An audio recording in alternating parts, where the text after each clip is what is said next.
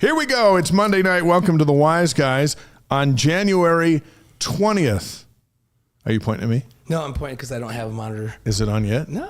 Can we get Blaine's monitor on? It's a fumble. We fumbled the snap right out of the gate. Yeah. But we've got the ball back, we're doing okay. and we're doing all right. Welcome to the Wise Guys, the world's largest BYU sports live stream show on the planet, presented by Brady Plus, distributed by the Deseret News, and watch for this week's new podcast tomorrow, wherever you get your podcasts. Yes, please subscribe to our free email. Hey, I have a monitor up. Here we go. That's good. All right. And Thanks, DJ. DJ made a quick appearance on the show tonight. Our technical director made an appearance on the show. Yeah, make sure you subscribe to our wiseguys.com free email. You can watch all of our past content there. The guest list is just continues to grow, and it's phenomenal guest for the entire length of the show. Last 2.5 years. Are we 2.5 years? We're coming up on 3. Coming up on 3 years. And if you go down through that guest list, you'll be amazed. And there'll be some folks that you didn't see that you're going to want to listen to, because those interviews are timeless. So you can check that out. Also hit the subscribe button on your YouTube channel. Make sure you do that. That helps us stay in business. So we appreciate all of your support. We appreciate all the folks in with us. How about here Todd already from Costa Rica, Jacob from right next to Costa Rica in Springville, Utah. Yeah. There's Vernal, Utah, Las Vegas, Ridgecrest, California. Harriman, Utah. Never forget Ruth and Harriman, right? Vernal. We're gonna have a hop and stream tonight. There's a lot going on. And there's a lot to talk about. Todd's checking in from Costa Rica. My oldest son and his family are down in Costa Rica, Todd. So hopefully you run into them while you're down there. Look for the Fowlers on the beach. Doing all kinds of fun things down there. So let us know where you're at. We've got a fun show ahead tonight. We'll keep tabs on that football game, too. The culmination of a 149-day season. Longest ever. And it wraps up tonight, and then we start on spring football next month. Yeah. And it just goes on and on and on. Brady Plus is our title sponsor here in 2025. Brady Plus provides cleaning, food service, and packaging equipment, dispensers, and service and repairs with over 150 distribution facilities across the country, over 6,000 employees. Their products all over Washington, D.C., the Pentagon, big day back there in Washington, D.C. with the inauguration. Brady Plus all over the place. And we're grateful to have the Deseret News as our distribution partner. Deseret.com, Utah's newspaper since 1850. Watch for our content on all their social media platforms. They serve Cougar Nation all over the world, and we're doing it with them. So they've been a great partner of ours as well. Brady Plus and Deseret News, two great partners. Absolutely. Michael's in from Beaumont, Texas, freezing down there tonight. Hang in there. Spring, it's cold up here too. It's cold everywhere. I was in San Diego, and I wore my winter puffy coat the whole time. Really? Wasn't warm down there at all. All right. So it reminded me of a few Holiday Bowl trips down there when we thought, I thought San Diego was supposed to be warm. That fog comes in and it gets cold. It's not the warmest place in the world in the winter. It's not, but it is delightful in the summer. The coldest night of my life was in Las Vegas at one of the Las Vegas bowls. Yeah, wind blowing. The humidity was in, the wind was blowing, and my brother's like, hey, it's like 45. It's springtime down there. I'm like, I can't feel my toes. It was awful. Yes. There's Cary, Idaho. Ben is in from Cary, Idaho, Spartanburg, South Carolina. And John from Harriman. And so. And Clay's already asking, any updates on recruiting? I think he's talking about football from Spartanburg, South Carolina. Remember, it was the coaches convention this last week, which is an off time. So it's like what do they call it? A dark week where you're not supposed to be recruiting or anything. All the coaches are back in Charlotte. They were back in Charlotte last week all together. Kalani made an appearance, but then he had to make a quick appearance and then make a flight all the way to Hawaii. Yeah, I hate when I have to go to Hawaii. Hate it when you have to go from Charlotte to Hawaii because he had to be inducted into the Polynesian Football Hall of Fame, which is pretty cool. So, but a bunch of BYU's coaches were back there. But that's why there's not a lot of recruiting news coming out of football this last week. It's kind of a shutdown week for everybody in the country, which is interesting because the coaches convention is before the national championship game, which is tonight. Yeah. Yeah, and there's already polls out. In fact, coming up on tonight's show, we're going to look at some early polls that have some really lofty expectations for BYU this fall. We'll roll through them. That'll be fun to talk about. Yeah, we talked about polls. The guys asked me today on Sports Nation on BYU TV what my thoughts were. So we'll come to that and we'll talk about it. I have my idea of where I think they're going to be in the preseason AP and where I think they should be. Yeah, okay. So, that's coming up. Yep. How about BYU Hoops? Disappointing loss at Utah. For the love. How do you lose to the Utes? Yeah, underachieving. But No time to cry. It's not time. We got Colorado tomorrow, so we'll talk about Colorado. We're going to visit with BYU radio analyst Mark Durant. He's already over in Colorado, so he's going to call in and be with us and give us a little bit of a preview. It's a game they should win. Of course, I thought the Utah game was a game they should win. Yeah. It's not a talent issue, folks. I think we all realize that. We're just really, really young, and the right folks need to step up down the stretch in some of these games. We're going to dive into... They have two games they get blown out in. On the road, at Houston. Lots of people are going to get blown out at Houston. Lots of ranked teams will get blown out at Houston, right? So I'm fine with that. Should have played better at that one. They had their road game back Providence, east. where they made every shot. Right, and Providence shot 70-something%.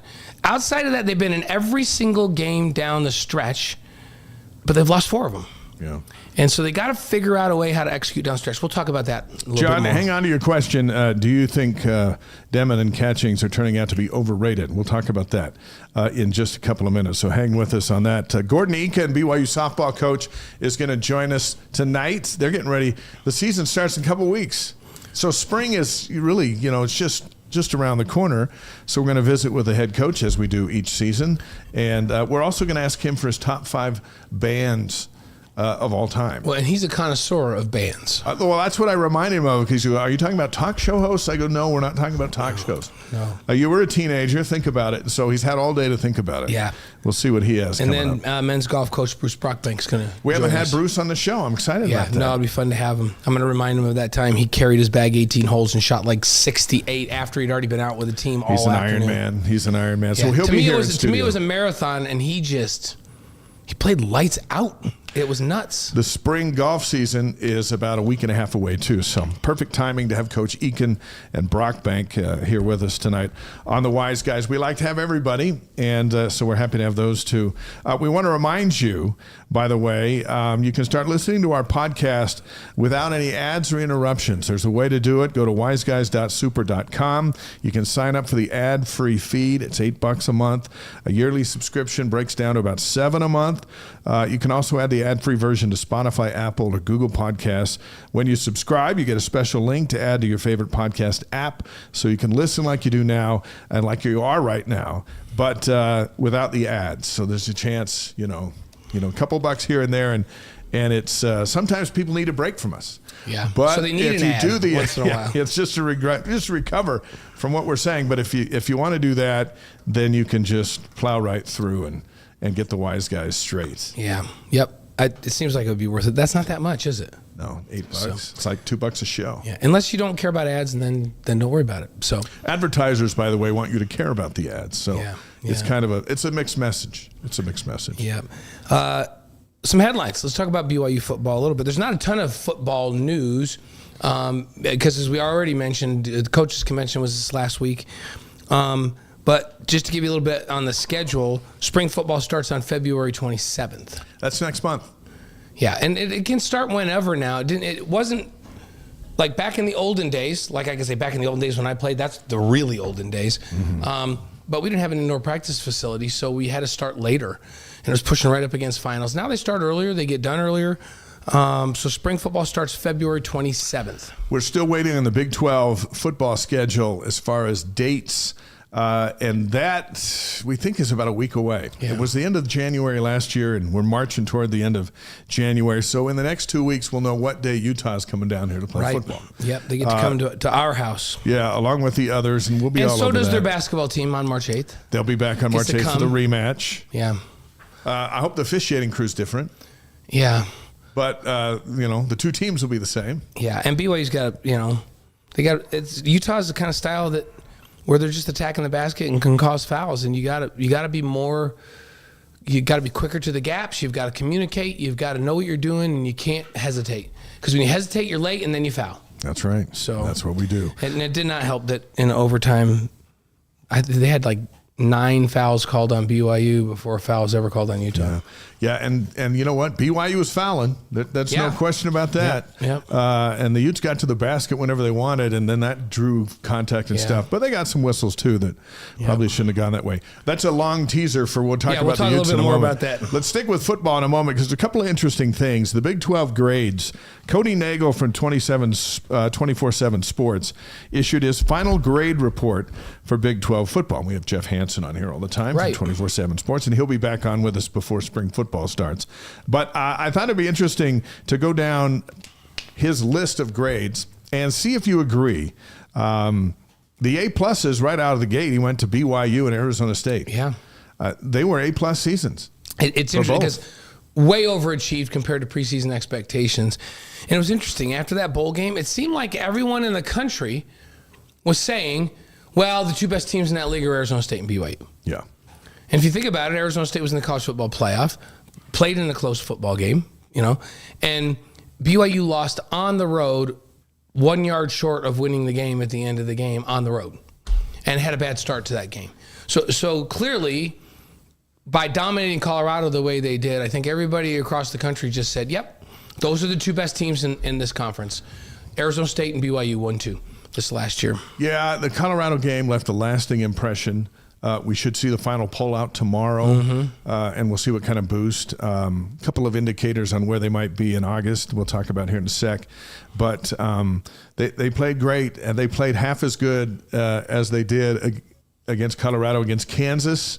Than they'd have been in the Big 12 championship. They would have dominated, yeah. So, they were their own reason to be in the Alamo Bowl. When people say, well, they should have gone to the playoff, it's like, you know what? They didn't win one of the two games they had to win. They won all the ones that we didn't think they'd win. But then when it got down to it, they have no one to blame but themselves. There wasn't a whistle or a foul it was a weird pooch punt. That's what it was. But all right. So BYU and Arizona State get A-pluses. The A's, according to Cody Nagel, Baylor and Iowa State. Right. Baylor, a little bit of a surprise. They turned it on the backside of the season. It's interesting that Iowa State's the only team in that first four that get A-pluses or A's that kind of finished where they thought they would. Yeah. Preseason, everyone thought Iowa State would compete for the league title. They did. So it's the only of those top four that actually competed where people thought they would. Yeah. The B's, according to Cody Nagel, the B grades, Texas Tech and TCU. A B is an average, and they were average. Oh, and he gave Colorado an A too, didn't he? Oh, maybe, yeah. Colorado an A. Colorado's an A as well. My bad there. Yeah. B's to Texas Tech and TCU. Right. So, yeah, Texas Tech, I felt like Texas Tech maybe, because they had a lot of preseason hype as well, TCU, and they kind of finished about where people thought they would. Yeah, now, when I think back to those first five, yeah, 4 of the first 5 finished higher than anybody thought they would, and Iowa State's really the only one that finished where people thought they would of the first 5. How about a C+ to Houston, considering all they went through, and Kansas State. They're not proud of that C+. They thought they were going to get an A+. Kansas State was one of the favorites to win the league. Yeah. So, and then the C's go to West Virginia and Kansas, because Kansas was another team that was projected to be in contention for a league title and didn't compete. West Virginia fired their coach, and they just had it's amazing. The year before, they were so much better, and yet they return all these guys, and then they're so much worse. It's funny how football goes. Yeah. D's, who got the D grades? Cincinnati and Central Florida. Yeah, they earned it. And rightly so. Cincinnati, remember, they came storming out of the gate. Yeah. Or not Cincinnati, UCF. Yeah. And we're thinking, oh, man. Wow, they might be better than everybody's giving them credit for, right? And then they just thud. Yeah. So that didn't work out for them. How about a D- to Utah? Yeah. 24/7 Sports gives Utah a D-. Yeah, they get a They're D-. lucky they didn't get an F. And yeah, they easily could have gotten an F. If part of the criteria is expectations, Utah was the favorite to win this league, and it wasn't close. And they weren't close. Yeah. So a D-. They squeaked by with a D-. That, you know what? You pass the class. Okay, you don't have to retake it, but you don't tell anybody. Yeah. How'd you do that class? I got through it. Yeah, but two teams failed. There were a few college classes where I answered to my parents. I got through it. Well, 2 teams got an F, Dave, so 2 teams failed completely. They got to do the season over? Yeah, Arizona and Oklahoma State. How about Oklahoma State? They had 21 starters back. You got the Doak Walker Award winner coming back. Starting quarterback, 5th-year Everybody senior. back on the offensive line, and you can't run the ball. What happened? They didn't win a game in the Big 12. And Arizona had arguably the best receiver in college football and a returning quarterback that was magic the year before in the Pac-12 coming back, and they just couldn't compete. It was crazy. Yeah. Nuts. San Antonio in the house. Sandy, Utah with us as well. Mark Axel, best night of the week. We do love Mondays. Sets the tone for everything that lies ahead. College Football Report put out their early rankings. Now, College Football Report, they've got 142,000 followers on X. So they got a little muscle. People are interested in what they say and follower-wise. And so here's what they rolled out for their preseason poll for August. Yeah, they had Texas in that number 1 position. They don't even care who wins tonight's game. They're going with the Longhorns. They're going with Texas, well, because they figure Arch Manning's coming back and all of that, right? Okay, yeah. So, but BYU, they have them at 11. Interesting. Yeah. And you and I were talking about where we thought they might be tomorrow, and we were saying 11, 12 would be fair. So they've got them at 11. Other folks in the league, Iowa State right behind them at 12. Arizona State at 15, Baylor at 22, and Kansas State at 23, and Texas Tech at 25. That's a lot of ranked teams. Yeah, so you got 1, 2, 3, 4, 5, 6 Big 12 teams. But again, it's kind of like this past year. They respect the conference as a solid conference, but not an elite conference because they've got nobody in the top 10. Right. The SEC and the Big Ten will jam in there. Yeah, but that's, So that's the early report from College Football Report. BYU at number 11. Now, Brett McMurphy today released his preseason top 25. He admits it's January, but, we like this kind of stuff. He's got Ohio State at number 1. Texas at number 2, so Texas is going to be right up there. Arizona State he has in at 11, BYU at 14, and then Kansas State at 18, Iowa State at 22, and Kansas at 24. BYU at 14 is fantastic. Yeah. It puts him in a position to go 3-0 out of the gate, including beating Stanford at home. And then all of a sudden you're top 10. You're number 9. Yeah, you're top 10. And then you're in the game. Yeah. If you're ranked in that top 15, you're in a good spot. So the Big 12 Power Rankings, this is from Heartland College Sports, projecting next year's football season, has BYU 1, Arizona State 2, Iowa State 3, Texas Tech 4, Baylor 5, Kansas State 6, TCU 7, and Utah 8. So that's just the top 8 in Heartland Sports. So they got BYU. Like last year, if we did a vote and you and I didn't have a vote, but I said BYU 4th or 5th, and everybody else had them, out of the top 10 in the league. Right. I would, if I was going to vote right now, I'd put BYU 1. Well, I think you have to. They have all the weapons coming back. Yeah. And even some weapons we didn't know they were going to have coming back, right? Right. And they were the number 1 defense in the league. Yeah. And those guys are all coming back. They lose the D-line, but they've got a couple of transfers that are, they're going to fill in nicely, and Tonavasa and Clegg. And then they had some depth because those really great players that only played 65% of snaps last year. So those guys that played 35 to 40 are back. And then you add Clegg and Tonavasa to it, and everybody else is back. Mm-hmm. So, yeah. So special teams, best in the league, they're back. Everybody's back. Quarterback.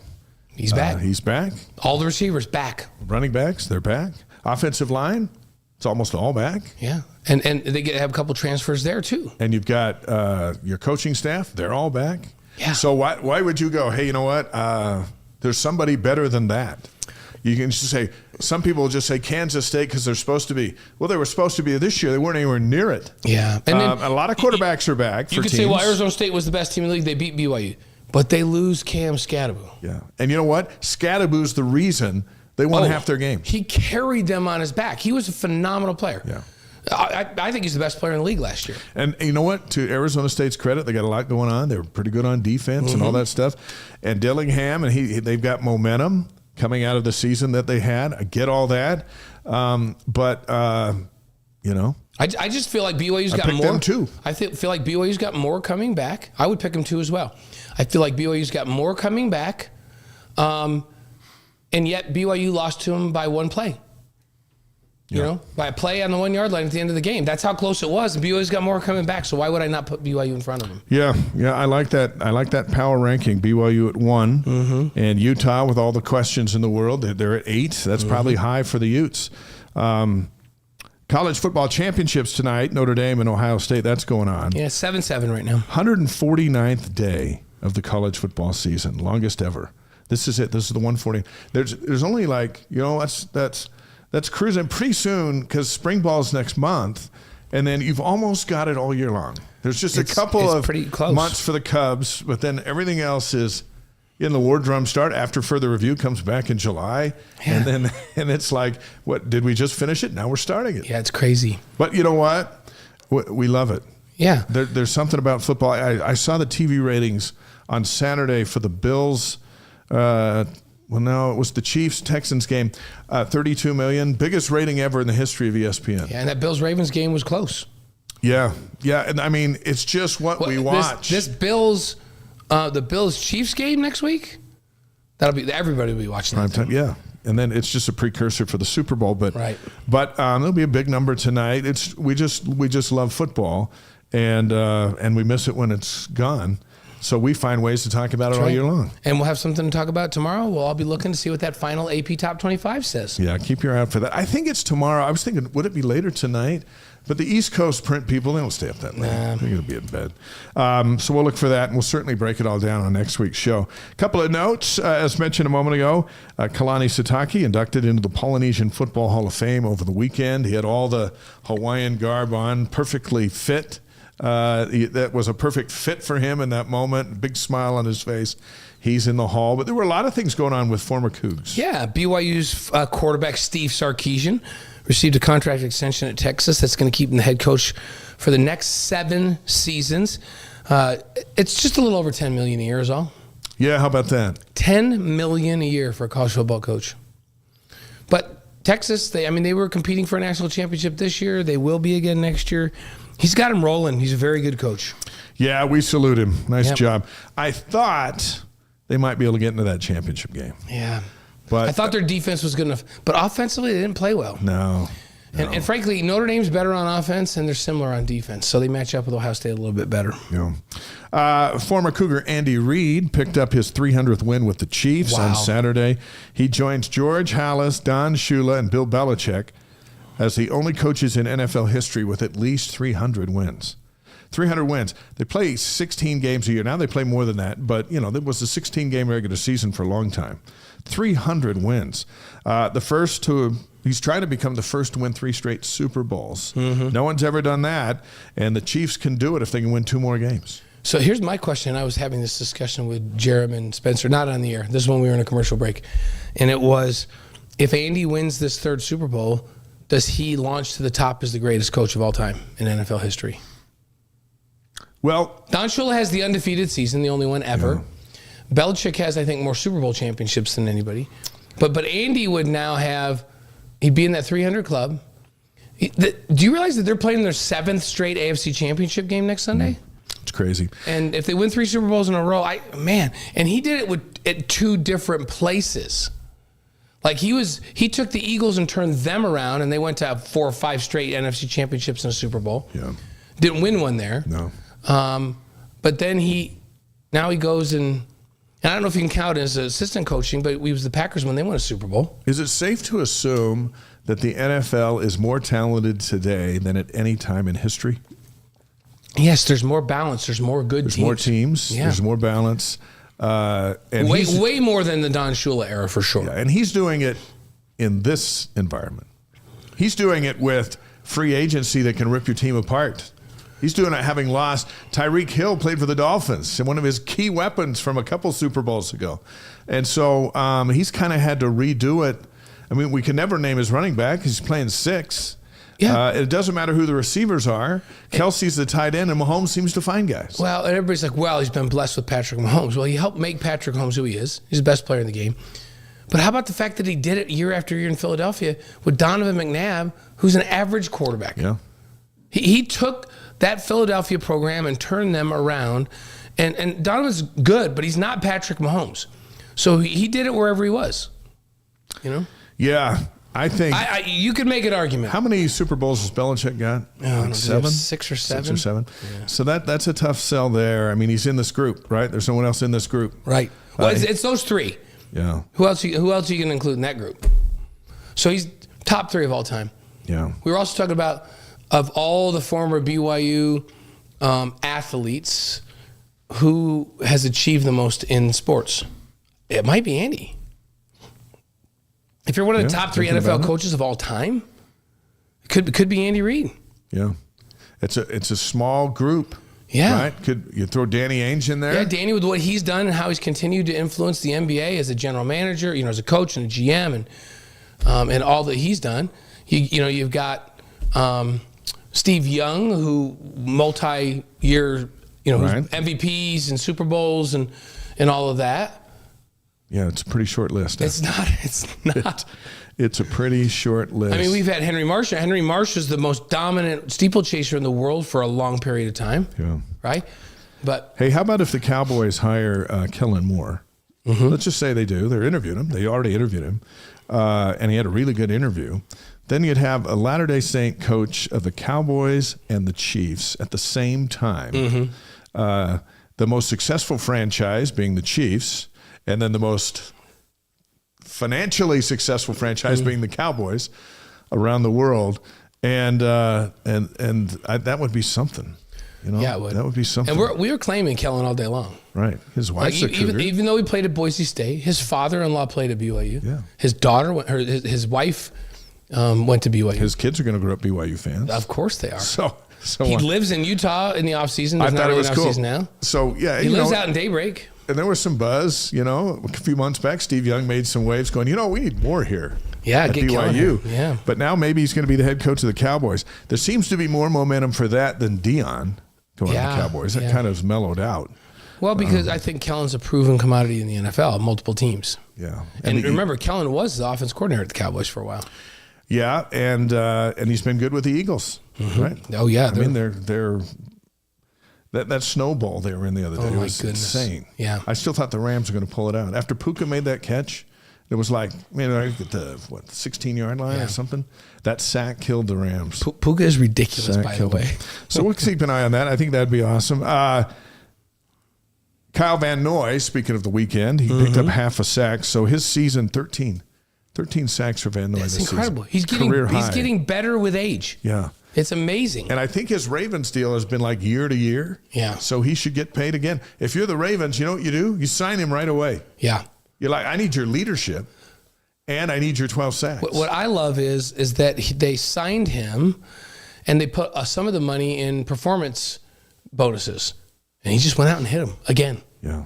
Like that $250,000 sack. He had a sack that was worth $250,000 That's awesome. last week or the week before. That's something, right? Yeah, that was great. So the playoffs Sunday, the NFC Championship, you got Michael Davis and the Commanders taking on the Eagles at 1 p.m. Mountain on Fox. And then the Bills are at the Chiefs. Kingsley Suamataia, what an experience he's getting this year, just participating in this run that they're on. Of course, Andy Reid, that's at 4:30 Mountain Time on CBS. I was thinking while I was watching the end of the Eagles game when it was in the blizzard, I was sitting there going, you know what? The Commanders have to be cheering for the Rams. So you can go play in L.A.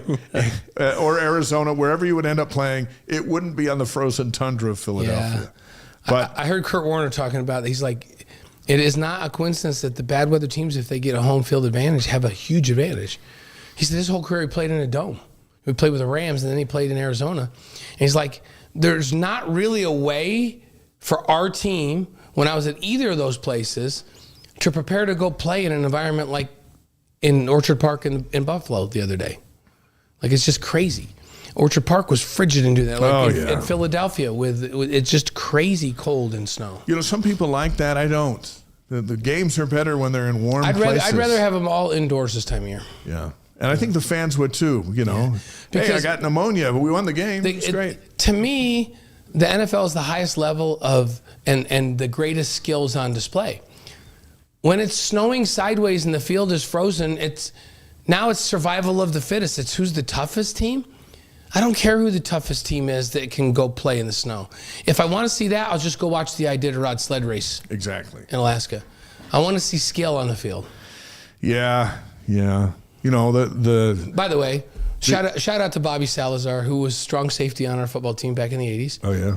who was a musher and completed a couple Iditarod sled races. Really? That's the ultimate tough guy thing to do. Yeah. It's like, hey, take some stuff in case a polar bear tries to chase You're you down. out there. Right? You're on your own out there. Don't be food and then all that kind of stuff. So Bobby Salazar, shout out to Bobby. Iditarod sled musher.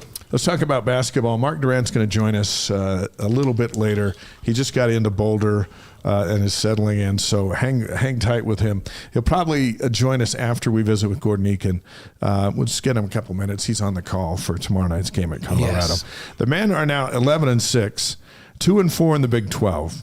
Wrapped up practice. You get one, right? You play Saturday night. You don't practice Sunday. You practice Monday. You get on a plane and fly over to Colorado tonight. So that's where they're at. They'll play the Buffs tomorrow. Let's talk about, and let us know on the stream some of your thoughts. Yeah. Michael Zimmerman has given us football thoughts right there, by the way. Says third year under Jay Hill and Gary Anderson helping, this will be the best defense, most dominant in the Big 12. I agree with you. Michael Zimmerman, I agree with that 100%.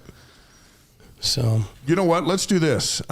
We've got Coach Eakin ready to go. So we'll put a pause on basketball, and we'll talk about it when Mark joins us coming up in just a bit. Okay. So let's jump into our first guest tonight, getting ready for warmer temperatures and softball. He's been the head coach at BYU since 2003, 831 victories. 11 of those as a member of the Big 12. He's also going for more this season, which starts in just a couple of weeks. Pleasure to welcome Gordon Eakin to the Wise Guys as we get ready for the 25th season of BYU Softball at Gail Miller Field. Coach, welcome back. How are you? I'm good. How are you? We're doing good. I wish you were right here next to me like last time, though. Yeah, it'd be nice. We're just glad to have you, whether you're in person or via stream. But and every time Dave introduces you, and it's 800 and something, when he starts talking about victories, I'm just in awe. It is an amazing, amazing accomplishment. Yeah, I remember every single one of them. So, all right, Coach, let's start with some heavy questions. What's the funnest thing you and Barbara did in the off season? oh heavens! Went on a recruiting trip to Huntington Beach. You just didn't go do something for fun? You had to tie recruiting into it?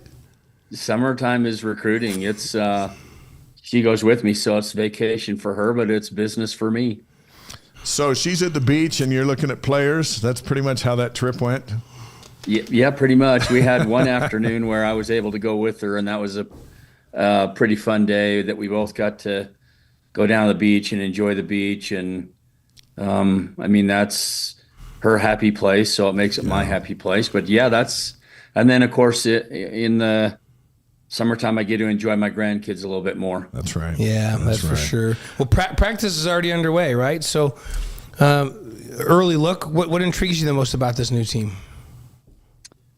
Boy, the more I'm around college athletics, the more I'm getting out of the predicting business. You look at our football team and the great year that they had, and Arizona State in football and Colorado in football. They were, if not the bottom three in football, they were really close to it. And you see what those kids did with the quality leadership that they had. So every time I start predicting how we're going to do, I'm either wrong or I put pressure on us to do it. So I'm not going to predict. What I'm going to tell you is we're very talented. We are just as talented as we were last year, but we are deeper and more experienced. So while I'm not going to predict, I think we're capable of doing great things. Let's follow up then with you got Ava gone, Zavadnik gone, Agbayani gone. That's a lot to replace. So who's going to do it? Well, the returning players that we bring back from last year that now has the experience that they didn't have prior to that. But if you look at Haley Morrow, she kind of leads our team. She's moved from behind the plate to shortstop this year with the loss of Ilana. We've moved Haley to shortstop. We went out and got a fifth-year graduate catcher named Lindy Milkowski, who looking really solid for us. But you've got Kayla Kamoku, who started at second for us last year. We've moved her to third base, and she's looking awesome at third. You have Alea Agbayani and Lily that were both starters last year. Maddie Udall was a starter last year. And then, we have some young pitching returning that got great experience. And then we have some really good transfers. And Jalen Lambert played a little bit last year as Violet got hurt, and Lauren Flanders in the outfield. She played last year, and they'll both help us a ton. And but then we've got some really strong freshmen this year. Elo Brittingham and Bree Townsend and Danica Acosta are all on the freshman watch list this year. Mm-hmm. Jada Villegas is a left-handed pitcher on the freshman watch list, but Miranda Mansfield, transfer from Salt Lake Community College. We have a lot of kids. We have a lot more depth this year, and so I look at the team and I don't see any holes, and I see that we've been able to retool you're never going to replace the four that you mentioned, but we've done a good job of retooling, and I think we'll pick it up right from there. I was going to ask you, because you kind of started off with Haley Amaro moving to short, and we watched her play catcher last year, and you brought Lindy Molkowski in via Eastern Illinois, Iowa, and then now to BYU, who can play that catcher position. That's not a normal move. Like, you don't usually say, hey, let's take the catcher and put him at short. She has the skill. That seems like, to me, that's two different skill sets. She must be an unbelievable athlete to make that move. And what can we look for out of her as she moves from catcher to shortstop? Well, she is an incredible athlete. And the backstory to that is she had never caught before in her life until we moved her to catcher 2 years ago during the winter break when she came back to school in January. And we told her that we had lost 3 catchers, one to back surgery, one to a arm injury, and one to a knee injury, and we didn't have anybody to catch. And oh, by the way, Haley, what do you think about catching? And she said to me, Coach, I've never caught a day in my life, not even in the bullpen. Wow. And I said, well, we think you can do it. And she said, well, whatever the team needs, I'll do it. I mean, that's just the type of team player she is. And we really felt like she could do it. But first tournament in that year was in Puerto Vallarta. And first game, I remember watching a game and thinking, we're in big trouble. But she just kept at it. And certainly by the middle of the year and then going through to the end of the year, she's one of the best catchers I've ever had. And she really loved it. I recruited her as a second baseman. And so she wanted to stay behind the plate. But then when Ilana transferred to Oklahoma, I knew Haley was the answer if we could go out and get somebody to make us solid behind the plate, and we were able to do that. I wrote a story about Haley in the Deseret News, and she was 14, right, when she committed. It was the youngest commit in the history of BYU softball, and she's lived up to it. And she came in with a lot of expectation. 10 home runs last year. Yeah, and I think she's even better and more mature this year. I think she's going to have a fantastic year. Let's talk about Lily Owens in the center field, ranks number 74 in Softball America's preseason top 100. 48 starts for you last year, drove in 40, hit 6 home runs. How about Lily's role? Lily, she'll be our permanent center fielder, and she's got great speed. She can go get the ball, got a great arm. She'll make some incredible plays. I think there'll be some growing pains possibly as she's learning that position. Maybe we'll overrun some balls because she's got such great speed, but she'll hold down that position for us.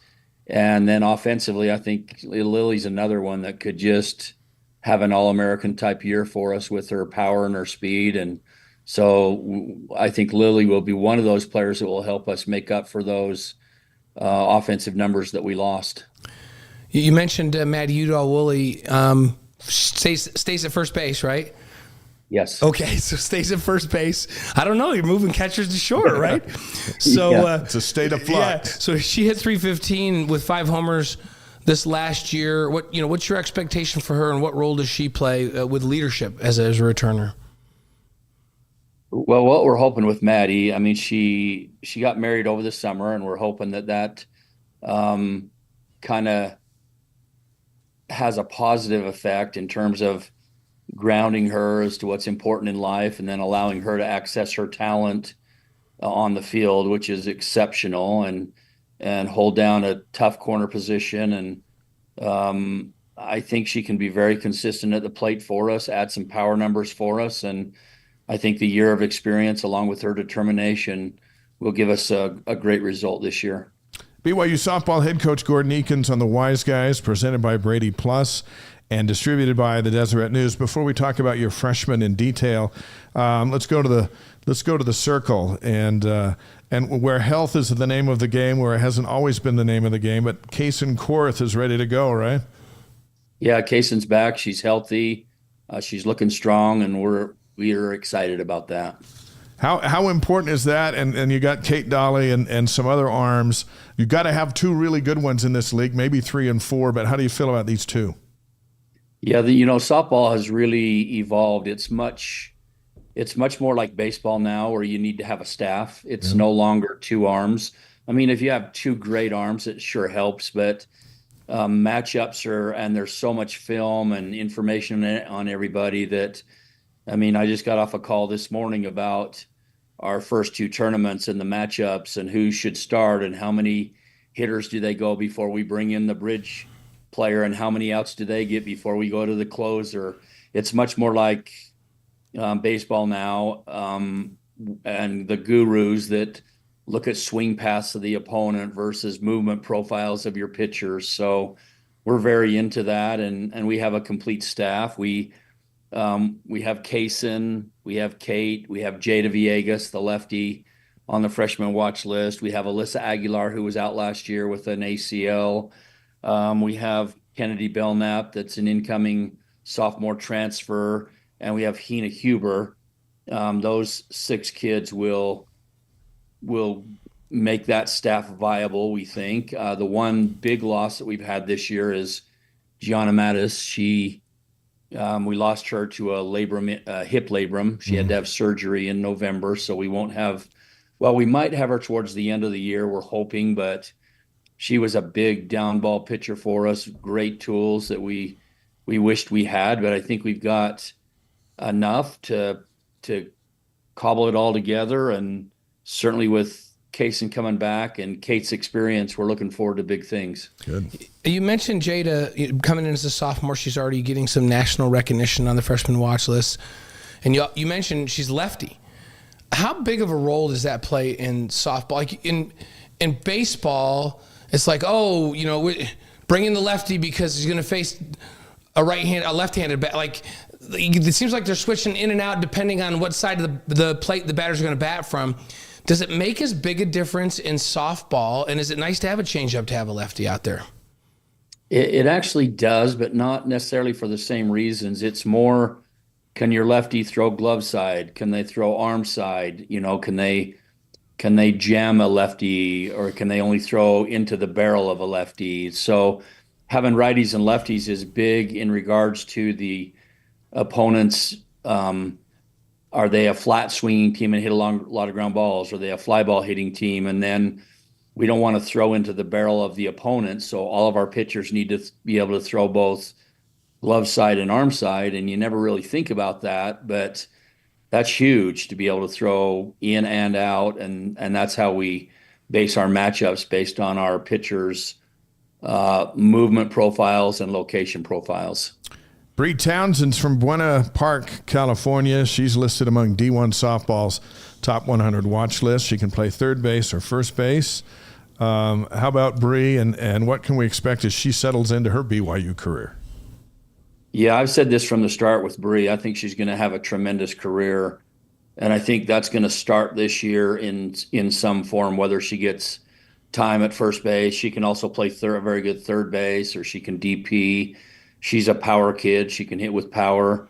We are just really pleased with her progress since she joined us in September, and I think she's going to really show some great things this year and then have a great career with us. Yeah, I want to mention another freshman, Brittingham, catcher out of Napoma, California. Is she going to play catcher here, first off? And then secondly, my goodness, I'm looking at her numbers. NCSAA National Hitter of the Year. She batted .540, 38 RBIs, 19 home runs. So she brings a big bat with her as a freshman.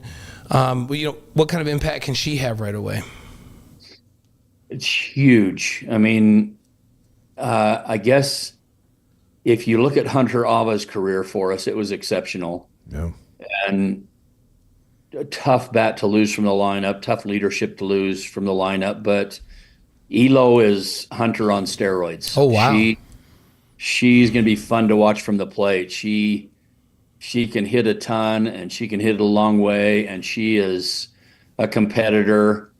I'm really excited for Elo's career, and then the fact that Elo can really help us with a lot of those power numbers that we lost. And she'll catch, and she'll also play some right field. Well, look, if you move her to shortstop, this would be a trend. Yeah, now we're going to see it. You say, catch your great year, you move her to shortstop. Well, I knew that you had Lindy Milkowski coming in at catcher. I'm like, okay, so now here comes the freshman. But it's good to hear that Elo can also play right field. So get her out there so you can really see her bat at the plate. Yeah, and you don't want to use one catcher for every game. It really beats them up. In softball, you want to have 2 quality catchers, and we actually have 3 quality catchers. We have Abby Gillespie along with Elo and Lindy, and we have a really deep lineup. I mean, we have Tristan Turlington that will find her way in the lineup somewhere as a junior. She'll play second, or she'll play third, or she'll play short if Haley's in a slump or gets hurt. Tristan can also go to the outfield. I look for big things from Tristan this year as well. And then we got great speed with Lexi Bennett in the outfield, who's coming off an injury in the fall, but she'll do really well. I mentioned Jalen Lambert. We got another freshman named Amaya Hernandez that is a real fighter. I mean, we really have a deep team and a quality team to where we're going to be able to mix and match until we find the right combinations. Well, I like what you said about Brittingham's power, because a lot of folks, and if you haven't, you have a chance to go to Gail Miller Field, but when Hunter was at the plate and she'd hit the ball and it would disappear into the night, beyond left center, and the place going bananas, that's just some power you just don't see many places. But Brittingham's got that kind of power? More. Wow, that's going to be fun. That's going to sell some tickets right there. She might hit some down into the Chevron parking lot. Well, Gordon, we had Wally Joyner on here, and we were reminiscing about the time he hit one out of the baseball field onto the roof of May Hall in Helaman Halls. Wow. Does she have that kind of power? If she can use a Chevron, that's something. In relation to the male versus female, she's all that. That's awesome. Sure. That's great. awesome. Our pleasure to have BYU softball coach Gordon Eakin on the Wise Guys live on YouTube, Facebook, Twitch, and wiseguys.com. Mark Durant coming up. Bruce Brockbank, the men's head golf coach, coming up as his spring season gets ready to go. Your season is 51 games, first 24 on the road. Mexico, California, Arizona. The season opener is just around the corner, February 6th against UC San Diego. Got to wait a little while to get home, March 13th against Idaho State. What did you learn last year in the Big 12 that will get you ready for the Big 12 when play starts later in March? Let me just go backwards a little bit because we didn't really talk about the other freshman, Danica Acosta. Yeah. Okay. She's a very high-quality player. She'll play a lot of second base for us, left-handed hitter, can do a lot of great things. And so I just didn't want to fail to mention her as well. But I think what we learned from the Big 12 is what every other athletic team at BYU is learning is you got to be resilient. Yep. You have to be able to be punched in the mouth and pick yourself up, not only during the game, within the game, but also between the games. And so I think we learned that we can compete with anybody in the country, and that if we get smacked in the mouth in the first inning and we're behind 8-0 with no outs like we were to Houston last year at Gail Miller Field, we can still come back and win that game in extra innings, which we did. And so a lot of those experiences, like the win at Oklahoma, that win against Houston, beating Oklahoma State twice, a lot of those experiences really, really helped our nucleus. And I think that's what we've talked about, and it's really going to help us going forward along with the quality new players that we have. What was more fun, beating the Sooners, which was awesome, taking Oklahoma State twice, which was unexpected, especially against the arms they threw, or that rally against Houston in front of the fans, and it was late night and it was crazy?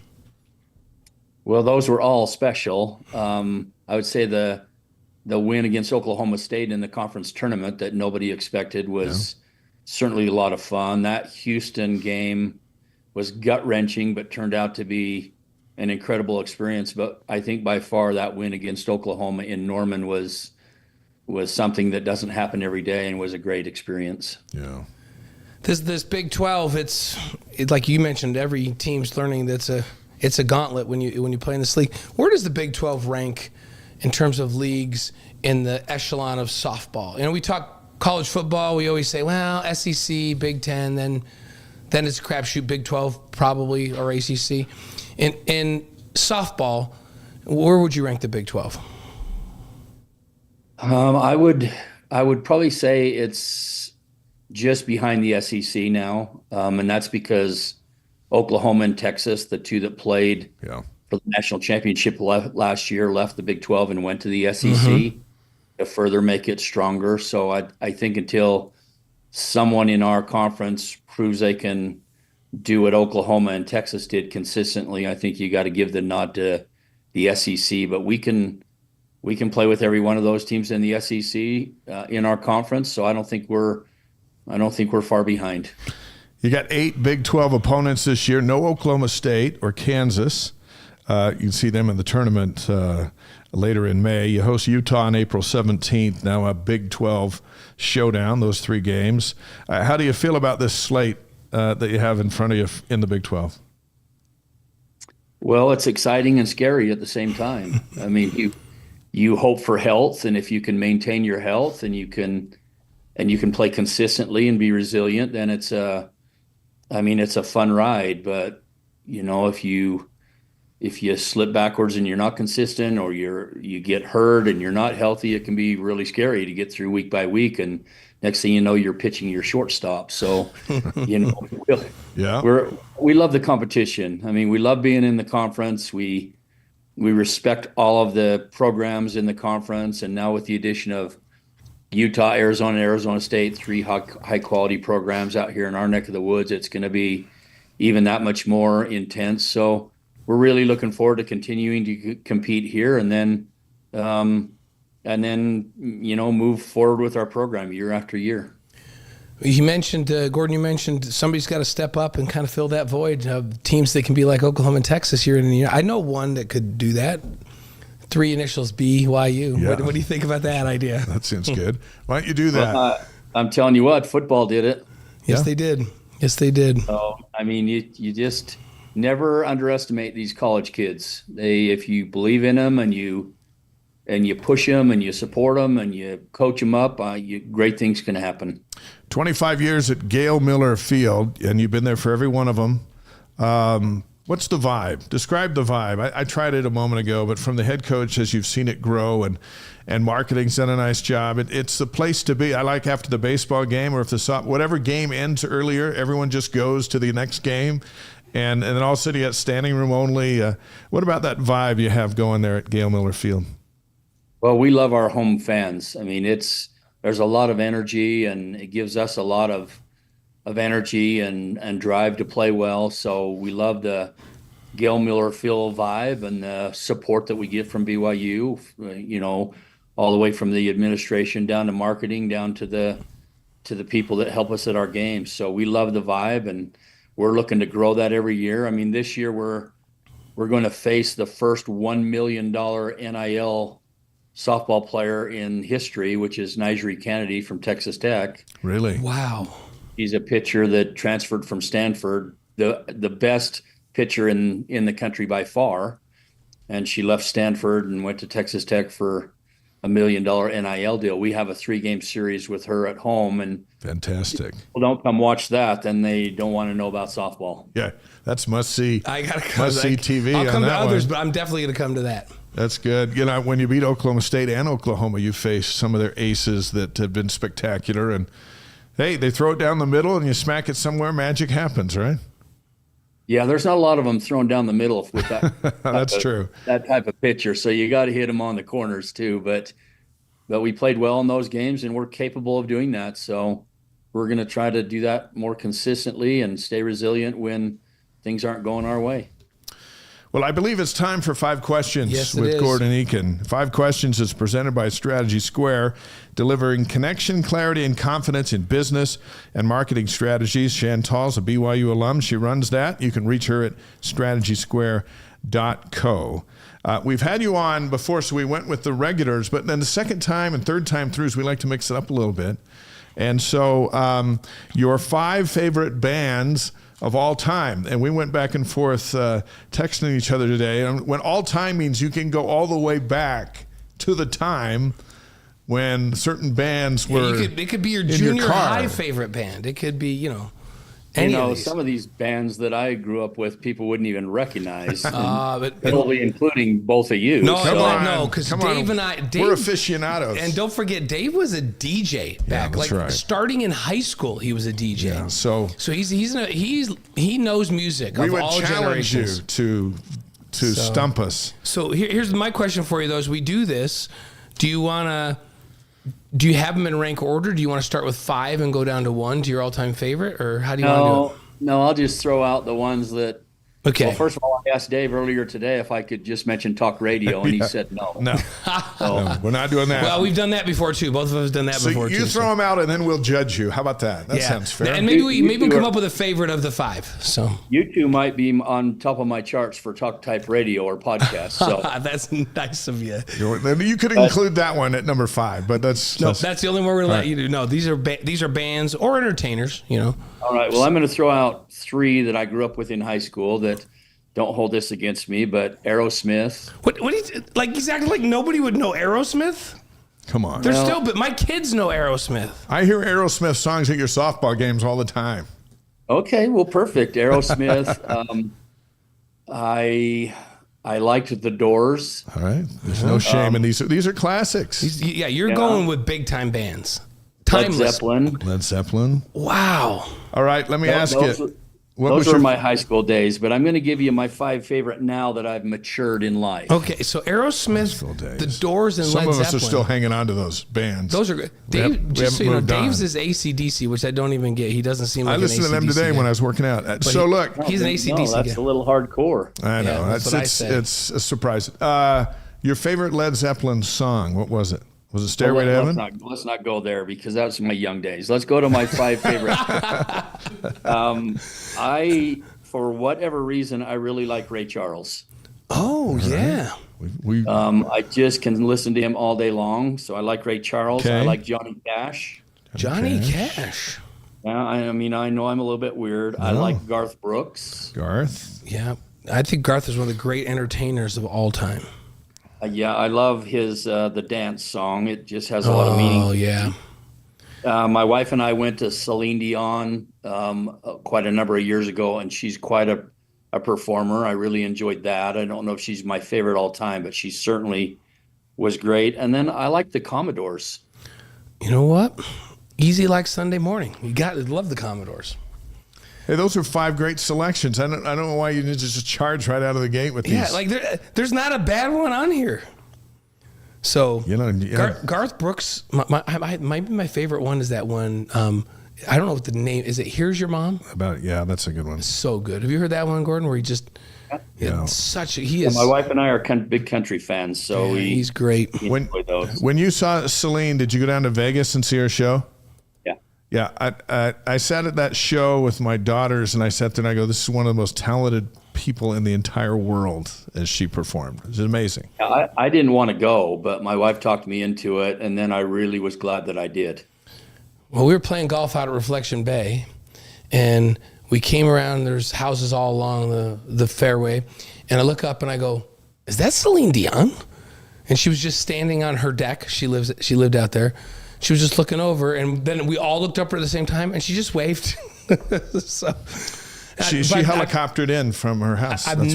She would take a helicopter from out in Reflection Bay, and that's how she got to work at the Coliseum. out of Lake Las Vegas Resort and go in. Yeah, that must be nice. Coach, I really love your other bands, Aerosmith, The Doors, and Led Zeppelin too. I think those are 8 fantastic bands that you've rolled out here tonight. Wait, what was Lionel Those Richie? were all bands we'd listen to as we tried to decide at Granite High School what fights we were going to get in after the football game with West High School. So isn't Lionel Richie wasn't he the lead singer for the Commodores way back when? Yeah, without the Commodores, you don't have Lionel Richie. Yeah. Right? Right. That's why I liked him. I really liked a lot of those songs. I never think of the Commodores, but that may be one of my favorites of all time. So, hey, did you know any McCanns at Granite High? My dad went to West, but later some of them they moved, and some of them went to Granite, the Granite Farmers, right? Yeah, Granite Farmers, and the McCanns were all the troublemakers. Yeah, I can see that. That's my dad's side. That's not, my mom would remind us that she grew up in Indiana. It was my dad's side from Salt Lake. But my mother and father-in-law are Granite Farmers. I used to tease them. I'm like, oh yeah, what? That's a scary mascot. What are you gonna do? Pitchfork me? Like what? It's better than the Beat Diggers. What are you gonna do with the Beat Diggers? When I came here from New York, the mascots for Utah teams, I was like, come on. The darts, my kids went to Davis. What's a dart? We're going to poke me? Like, I don't get it. Hey, Michael Zimmerman says Garth Brooks' Friends in Low Places song was the song that got him listening to country music. Yeah, that's an all-time classic. That describes our relationship, me and Blaine. We're your friends in low places. Yep. We're glad that you've come to elevate. My wife was a beat digger, so she took offense to that dissing of the name there. Yeah. Sorry about that. Yeah, when we were the Orem Tigers, no one's ever seen a tiger in Utah County, as far as I know. So that's what we were. But at least we weren't Mountain View Bruins, right? That's we're on the other side of State Street. My apologies to Barbara for the beat digger. Yeah, sorry about that. That's even though a farmer and a beat digger, that's a romance made in heaven. That's Salt Lake right there in the early years. Hey, it's cold. So where are you practicing? Are you all indoors now till you go south or what? Yeah, we're in the IPF. We were outside last Thursday, I believe it was. It was low 40s, beautiful day, and sun was shining. So we're hoping to get out again the end of this week because we need that dirt time. But for the most part, we're in the IPF. UC San Diego will be here before you know it in La Jolla, California on February 6th. We look forward to calling your games at Gail Miller Field once you get back home. And hey, we salute you for your career. We love having you on this show, and we're big fans of yours. Best of luck this season. Well, thank you for having me and giving us a little attention with softball. Hey, and let your wife know that it was Blaine who made fun of the beat diggers. Yeah, I'm sorry. All right. Thank you, Coach. Thanks, Coach. That's Gordon Eakin, over 800 wins in his career, which has all been at BYU. And remember, he was an assistant for the early season or two, and then he's been the head coach ever since. It's the 25th anniversary season of softball over there all spring long, and once it warms up, it's a cool place to be. Yeah, it is. It's a fun environment. 831 wins, my goodness. I don't even know how you do that. That is really, really impressive. So, and I like that he came right out with hey, I'm going to name some bands you guys probably you probably don't know the bands. Doors, Aerosmith, come on. Led Zeppelin. Who doesn't know Aerosmith? That's classic rock right there. Our intern for Chantel's here. You know who Aerosmith is, right? Everybody knows it. What's he talking about? That's big time. Golf coach Bruce Brockbank is just moments away, and Mark Durant's going to join us over in Colorado. We'll talk some hoops. In fact, Coach is here. Yeah. Maybe we can just move him right into the hot seat and get started. I know he played some serious golf down south today. The spring season is underway next Monday and Tuesday, February 3rd and 4th, in a couple of weeks at the Arizona Collegiates. So officially our next guest is in his 24th season as either a player or coach in the BYU golf program. He's a pro at his job while putting his student athletes into the pros. This past October, he was inducted into the Utah Golf Hall of Fame. It is our pleasure to welcome the BYU men's golf coach, Bruce Brockbank, to the Wise Guys. Good to see you. Thank you. Thanks for making it. Were our directions okay? I was just bragging about you a couple weeks ago, and I just reiterated just now. I'm like, did I ever tell you about the time that Bruce was coming off the course after being out there with the boys all for hours and hours, and Robbie Bosco and I can't remember who we were playing with. I just remember it was Robbie and I. And you just joined up with us, and you were carrying your bag, and you said, I'll just walk a couple of holes with you guys, and then you went birdie, birdie, birdie. You're like, I'll just keep on playing. Next thing we know, he plays 18 with us and shoots 68, carrying his bag after he'd been out on the course all afternoon. That sounds really good. Yeah, it was amazing. Like I was like, nice job. I've Really? never forgotten it. I'm like, what in the world? Robbie and I were both going, man, he just scraped it around right there, and he carried his bag. We kept saying, put your bag on the cart. No, I'm gonna walk carry my bag. Try to get some steps, right? Yeah, you were trying to get some steps in. I wish I was just trying to get some steps in and could shoot 68. Yeah. That's pretty good. How'd you shoot today? Those were the good old days. Yeah. I did a lot of watching the last 3 days. It's been fun. Is that Should right? I say we were qualifying Friday, Saturday, Okay. and then today at Black Desert. So it's been fun. How's that course? Yeah. It's great. It's a PGA stop now, right? Yeah. And it was really cold and windy today, so it was everything you could handle. Oh, yeah. I'd have lost everything. And probably my clubs in the wind on a course like that. Entering the Hall of Fame, you join the likes of BYU golfers Johnny Miller, Mike Reed, Jimmy Blair, Steve Schneider, Carl Tucker, who I was his paper boy a few years back. What did it mean to you to be enshrined like that with that group? You know, I haven't really thought about it that way.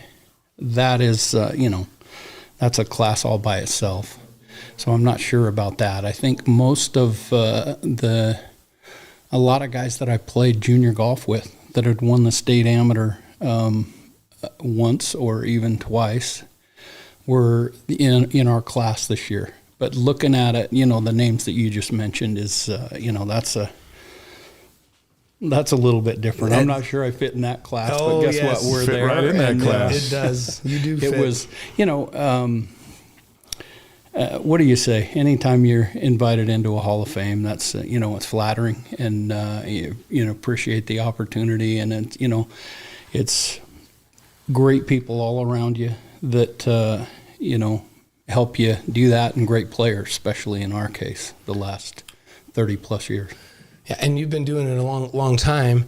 So here we go. We got a brand new season. What does this feel like? A fresh start every year? Do you get new energy when you start off with a brand new season when you've been doing it as long as you have? It's. I found myself just 2 weeks ago getting really excited again. We've played 4 tournaments in the fall already, and so we're kind of in the halfway through the year, if you will. You start and then you stop for a couple of months, and now we're starting up. Yeah. And so we have 8 tournaments, and hopefully we'll get all 8 to get, we've got to get to the NCAA regionals and then from there move on. But we've got a group of kids that they're tough and they're pretty good again this year. And so we're, Coach Miller and I are both really excited about watching them get after it. 8 tournaments for your 8 student athletes on the roster. Let's talk about a few of them.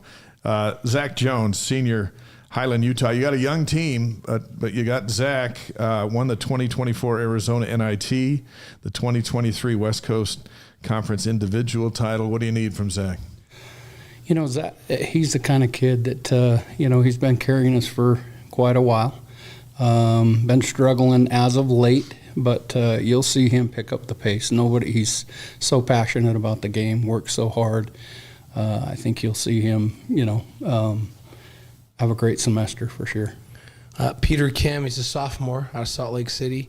Just won state Georgia amateur, right? So what do we have to look forward as we watch Peter? He just continues to get better. That kid was leading the conference championship, or at least right in contention last year. And he won the Coral Canyon amateur 2 weeks ago.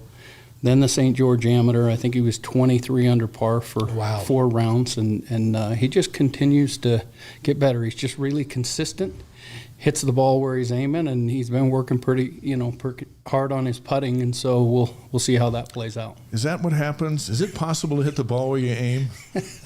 Is that the magic of this? Because if I can do that, then I might be onto something. Peter, he does. He hits it pretty straight, and he just he finds himself under par quite regularly. 23 under par in 4 rounds is remarkable. You got to be hitting it close and rolling them to be able to do that. Especially this time of year. And he's he played pretty good in the qualifying. I think Simon Kwan won the qualifying, and Peter was 1 shot back. So really. BYU men's golf coach Bruce Brockbank on the Wise Guys, presented by Brady Plus and distributed by the Deseret News. Mark Durant's going to join us in just a bit from over in Colorado as BYU basketball gets ready to take on the Buffaloes tomorrow night. We're talking golf. How about Tyson Shelley, a junior out of Salt Lake City? What do you like about him? Oh, he's so strong, and he's another one of those guys that both he and Zach have struggled a little bit as of late, but I expect him to get going and really carry the load, because those are the two guys. Those are our 1 and 2 guys, at least in the past, right, that have had the success, won tournaments. They're going to have to carry a little bit of weight for us to be really good in May. Is there a method to kind of peaking at the right time? Is golf cyclical? Can you do that? Can you go, hey, let's work on this, and we're going to get the rust off, we're going to do that, and then we're going to peak? Or do you just try to stay at the top of your game all the time? Because that's hard to do, isn't it? It really is. That's why you always see somebody winning differently each week, because you just got to be at your very best in every aspect of the game to win. And so we just need a little more consistency from our top guys, and we've been getting some really good play from the 3, 4, 5 guys, and so that's what we're looking forward to. And I think I hope we're good in Arizona. Mm-hmm. Just need to be consistent and make good choices, and then we'll find our way with some momentum here in April and May, I hope. Is a golfer at this stage who might be in a little bit of a slump much like a guy at the free throw line on the basketball team that can't hit a free throw, and the coach is just going, what do you do? How do you tweak What's that? going on, right? We practice it. Yeah, and the funny thing is it's going in practice. Yeah.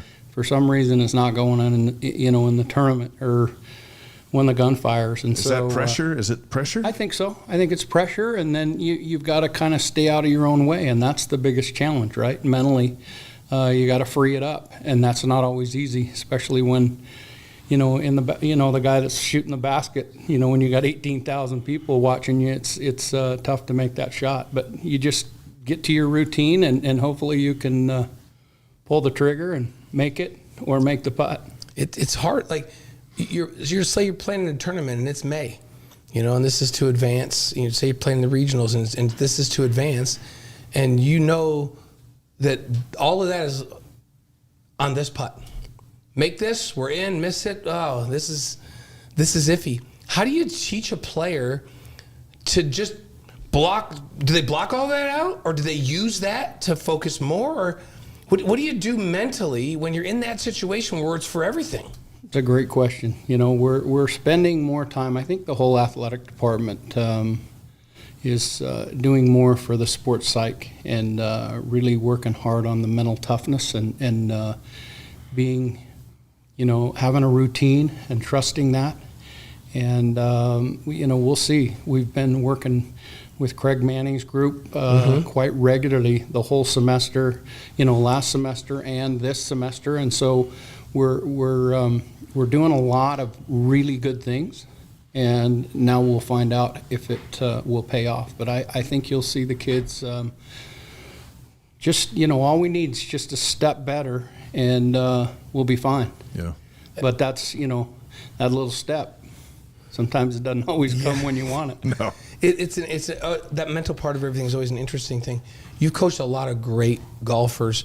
I think a lot about quarterbacks and basketball players, and think about a guy like Tom Brady. He's the greatest quarterback of all time. It almost seemed like when the game was on the line and it was the biggest moment, that Tom Brady was like, okay, here we go. This is what I live for. I love when the game's on the line. And he might be 62% the whole rest of the game. And in the 2-minute drill, when the game's on the line, he goes 9 of 10. And they go down and score. Have you coached a golfer or played with a golfer that's like that, where it's just like, oh, I can't wait for the moment because that's when I thrive? That's Zach Blair. That's Zach Blair. You got a little guy out there that's playing a power game, and when you need him, he's going to find a way to get it done. That's, Zach Jones. That's definitely Daniel Summerhays, Peter Quest. I mean, Patrick Fishburne. Those guys are. There's so many that you could mention, and more guys on the team. You're going to have to hand the baton. Somebody's going to have to make that putt, and we got some guys on the team that'll definitely do that for us. Let's throw some more names at you. Cole Ponich, Jackson Moss, Kevin Wu. Moss, a freshman out of Draper, Utah. Wu, a freshman out of China, just right next to Draper. Right next to Not Draper. China, Utah. The China. Simon Kwan, a junior out of Salt Lake, a transfer from Cal. And you got Angus Clintworth from Johannesburg, South Africa. So it's a big It's international. These names, I just threw 5 or 6 of them at you. Which of those guys pop off the page? Cole Ponich is probably one of those kids that he reminds you a little bit of the Zach Blair. He's a little bit smaller, but he hits it pretty far. He just has a lot of experience. He was probably coming out of high school. He was, I would say, his junior record was probably as good as any of the kids that we just named. He was a junior Ryder Cupper, and he's also a senior this year. And we're expecting. He was our lowest scoring average and qualifying last semester, so we're expecting him to be really good. And I think he'll do that. And he shot 66 yesterday at Southern Highlands, which is a great score down there. Yeah. So it's not an easy course. Anyway, Cole and a lot of those freshmen are just kind of growing into it, but they're improving quickly, and we're going to need some of those other guys to step up. Kevin and Angus. Yeah. Every one of the guys is working hard, and we're going to need them to step up not only this semester but for next year as well. Let's talk about next year. Your recruiting class is ranked number 8 by the Golf Channel. It's amazing what 2 kids can do to a recruiting class. Yeah. Jackson Shelley out of Skyline, Salt Lake City. I believe that's Tyson's younger brother. Is that right? That's correct. And you're gonna have to help us on Kihei Akina. Kihei. Yeah. Kihei Akina. Ranked number 4 by the Golf Channel in the country. Okay, these are two guys. We've talked about Cannon Catchings and Yegor Dimon and AJ Dybantsa, and we talk about football players that are difference type makers. You got 2 coming in. And we're excited about that. Obviously we've got another semester, and Right. This year is very important. But, to be in the game for the last year and a half with Kihei and Jackson has been great. Coach Miller's done a phenomenal job with Kihei and Jackson, both trying to get them to, stay home, try to enjoy this cold weather that we have. And Go hit in IPF, Those 2 guys have, Kihei has, he's as good as they say he is. He's one of the top junior players in the country, and we're very fortunate to have him. And he'll help us a bunch. He's just he's so polished, right? It's hard to put a lot of pressure on these high school kids, but he's one that he'll handle it and handle it very well, and we're excited to watch him play college golf for sure. And somebody like Kihei, he's played in a lot of big tournaments all over, and so they do come in with some tournament. It's not like a high school kid coming out in another sport where they've just played the high school circuit. These guys have played all over the country against the best in the country, right? Before they ever come here. Right. And that's what, it's funny, Carson Lundell, who graduated last year for us, he was over qualifying for the Sony Open with Kihei and Keanu, right? They're from there. So he was hanging out with them and trying to get, to in the tournament. And he played with us on Saturday, and he goes, Coach, it's just a different level. That kid is so good. He's so tough mentally. And players usually won't say that about a younger guy, but that's exactly what Carson said. So it was fun to, have him. Don't worry about him. He's going to be just fine. Yeah, mentally tough is a good These quality. 2 kids, and I know we've got the spring season and all that, but we've talked about it with basketball for quite a bit. Getting Catchings and Yegor and then Dybantsa fighting good for when they're here, but it's the guys who'll come after them because they came here. You see that same link over your career of you get some studs that are going to go to the tour. Well, other kids want to go to the tour and they see that you can do it. How valuable is that? No, it's just it's incredible, and all these guys, this group, we have most of our guys are from Utah, and they're pretty tight knit, and they, they're not only competing, trying to beat each other's brains out, but they're pulling for each other, and you'll see these local guys, and Peter Quest and Zach Blair. I mean, Zach is so good to these guys, and he's always, motivating them and helping them get better, whether it's, a text and even Mike Weir. Mike is so good to the team. Good. And they just do whatever they can to kind of add a little bit of influence to make the team better. As they should. Yes, they should. How's Peter playing right now? He just, I don't know how he played.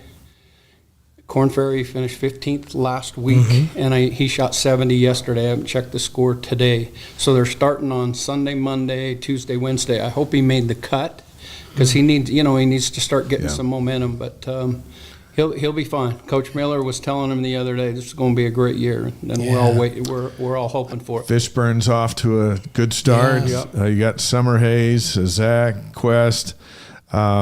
So these guys are on the tour. Everyone wants to get to the tour. How hard is it? On TV, it looks so easy. Yeah, no, it doesn't look easy. How hard is it to get to the tour, and then how hard is it to stay on it? Look, the Tiger effect is obviously here. It's such a power game. There's so many great athletes playing golf now, and a worldwide game. They're all big, strong, and the numbers are so, what do you want to say? Everybody's really good. And so and the thing of it is the top 125, I think Fishburne was 110 last year and Zach was 126. Well, this year you got to be in the top 100. Oh, wow. So they just took 25 more spots. So now you're talking about, you got 2,000 guys from every tour and everybody else that wants to be on tour. You're playing for 100, so you better really play well. Yeah, it's crazy. Yeah, so it really is. It's just so to see all the kids that are so talented. A guy like Peter won 10 college golf tournaments. And I think it's been 2 or 3 years now, and sometimes it'll take you 6, 7, 8 years like it did Mike Weir. Right. But you're talking about it's the game is being played at the highest level right now. It really puts into perspective. Like we get to play with Dan Forsman once in a while, and he's a dear friend of ours. He's been on the show, and Mike Reed and I served up on campus together. And when you look at the careers of guys like that, it's remarkable the longevity and how well they played for so long. Still play. I don't know that people understand how difficult it is to play at a level of excellence like those guys did for so many years. Yeah, it's those two kind of all by themselves. You just don't see that very often, especially now. Yeah. One of our favorite Dan Forsman stories is Carl Tucker introduced him to his wife at the Cougar Classic. I had Trudy drive the cart for Dan to get around. That's how they met, and they've been married for a long, long time. And I was just with him yesterday. He's just fantastic. He's been on the show and talking about the adventures of being out there with the best, hitting a putt or missing a putt, and the pressure that comes from all that. You've got the Arizona Collegiate coming up February 3rd and 4th. How do you feel about this showdown? It'll be it's a great field, and the course is, Johnny's had a lot of success there. It was, when Johnny Miller was winning all his tournaments in Arizona, this was one of those. I think Weir has won here, Mike Reed. It's kind of short for the kids nowadays, but it's still, you've got to be, there's a half a dozen holes. If you don't hit the fairway, it'll really get you. And usually, if the weather's good, you have to make a lot of birdies. And so we're hoping that we're going to sneak out of the snow and get down there and start making some putts for sure. Awesome. Fun. We had a viewer ask us about this BYU hat with Cosmo swinging in the club. Is that ever going to be available for fans to buy? That's what they want to know. Because people ask about that hat all the time. It's funny because this was Carl's logo, right? Yeah. And we had it, when I played, we had it on our left chest. We had it on the, right above the left pocket on our in our slacks and on the hat, and then it went away for a little while, and Coach Miller pulled it out 4 or 5 years ago for Cougar Day, and it's been a hit. And so, we're still trying to talk, Dave Broberg and the boys trying to see if we can get it approved, but they keep kicking it out. Dang, it is such a fun logo. There's a fundraiser right there. Yeah, and I'm telling you. Hey, come to Cougar Day, and we'll figure out a way to get you a hat. Okay. Cougar Day. Okay. You got that? I hope you. I'll be there. It was funny because they went to great lengths to make sure we asked you that question. Yes. Where can they get that hat? I believe we're ready for 5 questions with Bruce Brockbank here on the Wise Guys live on YouTube, Facebook, Twitch, and wiseguys.com. So everything else is leading up to this. Yeah. This is that was the pregame. Just right off the top of your head, you just answer as fast as you can, without any thought whatsoever. All right. So first question is, what's your favorite sports movie? Oh, wow. Yeah, these are tough ones. These are tough ones. Let's go with Rudy. Okay. Love it. That's a popular one. That's a common one. I'm trying to think of the golf one where he just keeps handing the ball and he keeps hitting it. Tin Cup. You know what? Just keeps I hitting thought it of Tin Cup, and I even had my wife come over. We just happened to catch the golf tournament. I think it was Saturday, and somebody had shot a 13 on the hole where he was down in this crevice, and then he hit in that one, then he hit back, and I go, this is insane. This is professional, which makes us feel good. Yeah. Like, hey, we do that at Riverside all the time, only we don't have that. But there's some times where the ball just won't go where it's supposed to. Well, I've been in that bunker before. It's really challenging. Yeah, it looks like it looks terrible. It's a challenge. There you go. Okay. So Rudy, I love. Your favorite singer or band? Gordon Eakin just gave us his top 5 bands of all time, but you just have to name the best ever. Oh boy, let's go Supertramp. So you think you're a Romeo? That's awesome. We don't hear a lot of Supertramp. I've been around a little while. Yeah, I could have put Boston. These are classic rock. Gordon thought we wouldn't know his bands, and he starts with Aerosmith, and then he goes Led Zeppelin. I'm like, what are you talking about, Gordon? I think we are. we're old. So Supertramp. But even Kennedy's at BYU, and she do Aerosmith. Do you know Supertramp, Kennedy? No. So she doesn't know Supertramp. Go to YouTube. You gotta go to call YouTube. That up. You could look up Supertramp, and you're gonna love it. So we'll bring him back. Supertramp's great. Yeah, your favorite ice cream. Lavelle's Vanilla. You're like a Lavelle. Yeah. So he's talking about the creamery, of course. How could you not do that, right? Mine's Graham Canyon from the That's Cougar. a good one. Yeah. I like vanilla because vanilla. anything you put on it takes you a whole new direction. Yeah. So Lavelle's the vanilla. But my wife was at lunch with Patty Edwards the other day, and she just came home, and she was just like, she is amazing. Like she says, she's so sharp. She's so well-read. She knows everything that's going on in the world. She's amazing. So when you said Lavelle's vanilla, it reminded me of Patty's still around. And she's still amazing.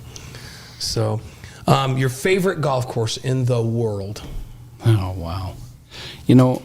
I'm going to go ahead and say Royal County Down in Ireland. Royal County Down in Ireland. What makes it so good? Just you're there with a group of guys. It's just one of those that for some reason not a lot of people like it that much. To do that over Pebble and to Cypress, it's tough. But for whatever reason, it was one of those things. We were there. We played the other 18 holes, and it rained so hard, everybody quit, but about 5 or 6 of us. And then the clouds left, and we played in the sun at Royal County Down, and that was my second. Played in Scotland or Ireland. I need to go play some of those links courses just to have the experience. There's Royal Portrush, I think, is the British Opens there this year. That's really good. And then Old Head is something else too, and that was one of those where we had. Look at that. There you We're go. showing pictures of it. My goodness! Look at you. You managed to miss all those bunkers. Well, are there those big pop bunkers like they're traditional over there? You know what? I was in one on number 18, I think it was. Oh, but I got out and got up and down, so you know how that is. Yeah, that makes it even more memorable. Do you like playing? With trees and streams?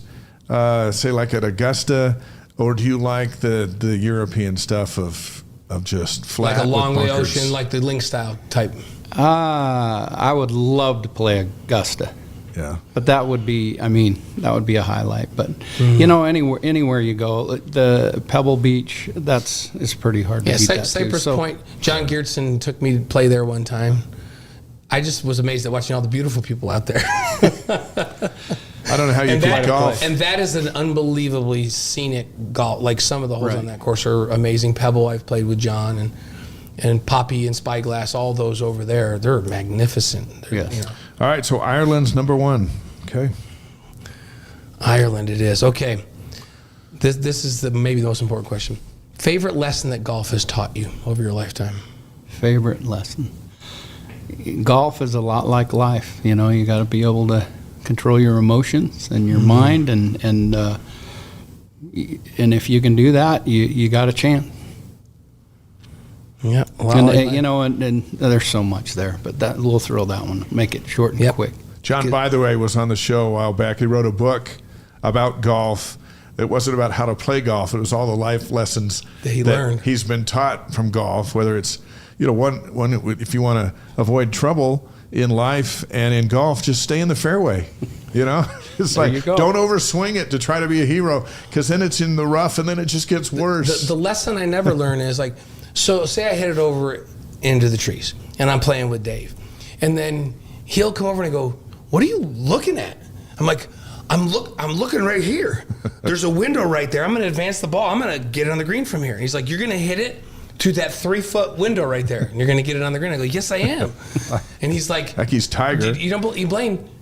Just hit it right over there and get it back on the fairway, and keep it in play, and just take your lumps and do this. No, I can, Dave. I can do this. And then what do we have to lose? Right, we don't have a scorecard. It hits the one branch that's hanging over. It ricochets over there, and it's in worse shape than it was when I started. Instead of just taking my bogey or maybe even a par, now I'm double or triple one. And he tells me, "I tell you so every time." Why can't I learn that lesson, Bruce? One of the toughest shots in golf is to chip out. It is the worst. You always want a little bit more, but if you'll just chip it down there where you were trying to get in the first place, you'll be amazed how often you can get it close to the hole and make the putt. Do you have to talk to your guys about this all the time? Oh boy. About golf course management? Like, no, you don't make the miraculous shot here, right? It's quite amazing what you have to tell kids. Ken Venturi once said, and he was a longtime CBS analyst, I loved his quote. He said, "Never follow a bad shot with another bad shot," which is also a lesson for life. You make a mistake, okay, deal with it, but don't make a second one. And then it just compounds. And I've always thought that. I always think about it after my second bad shot in a row. It's like, well, Venturi said, don't hit a bad shot after a bad shot. It just gets worse. And if you hit the second one, please don't hit the third. Exactly. Well, best of luck in Tucson. It's hard to believe that February is knocking on the door, but it is. But it's a great time of year for golf. Not around here until a little later, but as we see the PGA Tour play the California Swing, they're great places to play where it's sunny and warm. And hopefully some of your tournaments will be on the Golf Channel. I know they've picked up a lot of college sports a little more. We were playing the one at Pasatiempo in Santa Cruz. Oh yeah, wow! San Jose State hosts, and it'll be on the Golf Channel. That's a great course. Let's see, I think it's 10, 11, 12 of April. Okay. So hopefully we'll get there and play well enough to get a little time on the tube. Yes. Fun stuff. Hey, thanks for joining us tonight. Thanks. My pleasure. I know you've had a long day, but we cap it here on the Wise Guys, and it's a pleasure. We commend you on your career, and we see these guys from time to time over at the course, and we just hope you tear it up this spring. Hall of Famer next to me right here. Yeah, it's nice to have Hall of Famers. Yeah, we've had a few Hall of Famers on the show, and you're in the list. Yep, you're right there. There you go. I appreciate you coming and spending some time with us. Thank you. Thanks, Coach. Have a great night. Thank you. All the best. That's Bruce Brockbank, the head men's golf coach at BYU, as they get ready for their spring schedule, and then of course get on to the Big 12 championships and the NCAA tournament and all of that stuff, and a loaded roster with big names coming. And it's going to be great, so we wish him the very best. We want to get to basketball. Mark Durant is not going to join us tonight. We've been jumping through some travel hoops. You can hear him tomorrow night on the radio broadcast, BYU in Colorado. We had a handful of questions for him, and we'll get him next time. But he sends his apologies, and it's travel. That's the way it is. And so Mark, you'll have to wait till tomorrow night to hear him on BYU Radio. Thank you, Coach. But let's talk about the Cougars. as we continue on our Wise Guys on a Monday night, our favorite night of the week. And, of course, you may be watching this any night of the week. That's the beauty of YouTube, Facebook, Twitch, and wiseguys.com, where all of our stuff is, any of our past interviews. It was great to have Coach Brockbank here. Carrie Roberts, the women's head coach, is going to join us next month, and we'll get everyone in because it's fun to talk about their stuff, and their stories are fantastic. Yeah. No, and Bruce was my folks lived in his neighborhood for years, and he's a good man. He was a great neighbor to my parents, and they loved him a lot. So. Hey, Scott and Aileen Mackey are checking in a bit late from Drummond, Montana, saying, sorry, Beaumont, Texas, for the freezing temperatures. It was minus 20 here this morning. Oh, goodness. Hang in there, Montana and Texas, as we try to all get through January together. The Cougs have been cold, talking about men's basketball. 11-6, now 2-4 in the Big 12. Utah beat them 73-72 in overtime on Saturday night. Let's start a discussion there, and then we'll talk it through what's going down tomorrow night and then into the rest of what's going on campus as we cruise to the finale of our show here. But I was disappointed in a variety of areas in that basketball game. And I wasn't as disappointed for the young guys as I was for the veterans that needed to be better, needed to hit wide open shots, needed to rebound, needed to play a little defense, and needed to hit some free throws down the stretch. And the failure to do that in a 1-point loss to a team that I think is inferior to BYU, but not on that night because they were 1 point better. And it's interesting. We were just talking to Coach Brockbank about athletes that when the game is on the line and the most important part of the game seem to become uber focused. And he mentioned a number of his golfers that are that way. The bigger the tournament, the bigger the moment, the better they would play. The better the shot, the longer the putt that they roll in, because they just get it brings focus. The challenge of the big moment brings focus. And for BYU, we talked about it a little bit ago, in these 6 losses, they've had 4 losses that were close, all winnable games down the stretch, and they just didn't have enough of those guys to knuckle down. It's when you say, okay, now I've got to dig deep and be super focused defensively. Yeah. And I gotta cut off the driving lanes. I got to play in the gap a little bit more. I got to read and pay attention a little bit more so that when I rotate to help, I'm there in time and I don't foul. Because if you're late, you foul. And this team in those 4 losses have just seemed to be a half step slow. Maybe it's a little bit of confidence. It's a combination of youth. But to your point, the veteran guys who have been through a Big 12 gauntlet last year are the ones that really have to step up and be super good down the stretch in these games if they're gonna win. When Trevin Nell went to the free throw line with 6 seconds left, he's a 5th-year senior. He's a 78% free throw shooter. Like, okay. Down by 1, BYU's going to have the lead here in 2 shots. And he missed the front end of a 1-on-1 in a critical time. Richie Saunders, who's had phenomenal nights, 6 of 16. He missed 10 shots. Some were shots he had to hit, had a key turnover. They couldn't stop Utah's big men from attacking the basket. Yegor Demon put up a wild 3-point shot at the buzzer that didn't have much of a chance. And he and Cannon Catching combined for 2 for 10 from the 3-point line. Mm-hmm. Ezra Azar scores 26, a career high. There wasn't much help defense. And you're like, okay, the spotlight's on those 2 freshmen. I get it. They're the NBA prospects. But everybody else isn't doing it. And they're not getting it done. And that's how you lose. You should have beat Texas Tech. Mm-hmm. Should have beat Utah. Should have beat TCU. You were just in position to close those games out. But like you mentioned, there's this quest for who's in charge. And I think that's the challenge of Kevin Young and his staff. Right now, no one is. Once the guys go out on the floor, it's hey, who's going to shoot? It's critical who's going to shoot. I don't know. And there's some guys that want to be, but the consistency is killing them. And it's a whole team mindset that typically teams shoot a little bit better on the road and play with a little more energy. I mean, shoot better, a little bit better at home. Yeah. And their shooting percentage comes off a little bit on the road because it's just not as familiar. But the hoop's still 10 feet high, right? The court's the same dimensions. And so you shoot, you're a little less comfortable. The crowd's not with you, so you shoot a little a little poorer on the road, shoot a little bit better at home. You play with a little more pace at home, so you have a little more energy on defense. The crowd's in your favor. But the numbers of BYU at home versus on the road are like crazy differentials. What I was looking at this, they shoot 52% from the field at home. They shoot 38% on the road. That 14% drop on the road. Yeah, that's not good. Throughout the season. They shoot 36.5 at home from 331.1 on the road. So a little bit of a drop off. That's more of a normal drop off. But I see them missing way too many like close shots, twos, at the rim, at the back, like they're, and so to me that's a mindset. Not only that, the differential defensively. So opponents shoot 38% against BYU in the Marriott Center, 48% at home. A 10-point differential is a lot home versus away, right?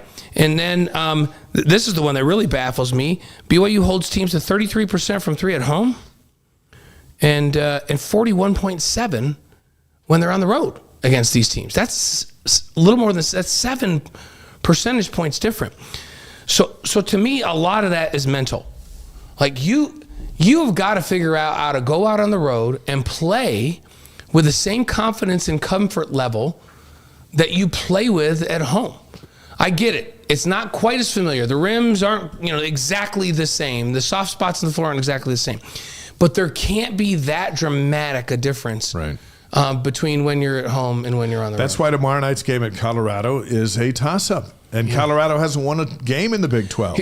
But they're playing in Boulder. If Colorado was playing at the Marriott Center, I would have no question that BYU would run them out of the building. Yeah. Frankly, if Utah would have played at BYU the other night, I would have had BYU a 10-point favorite.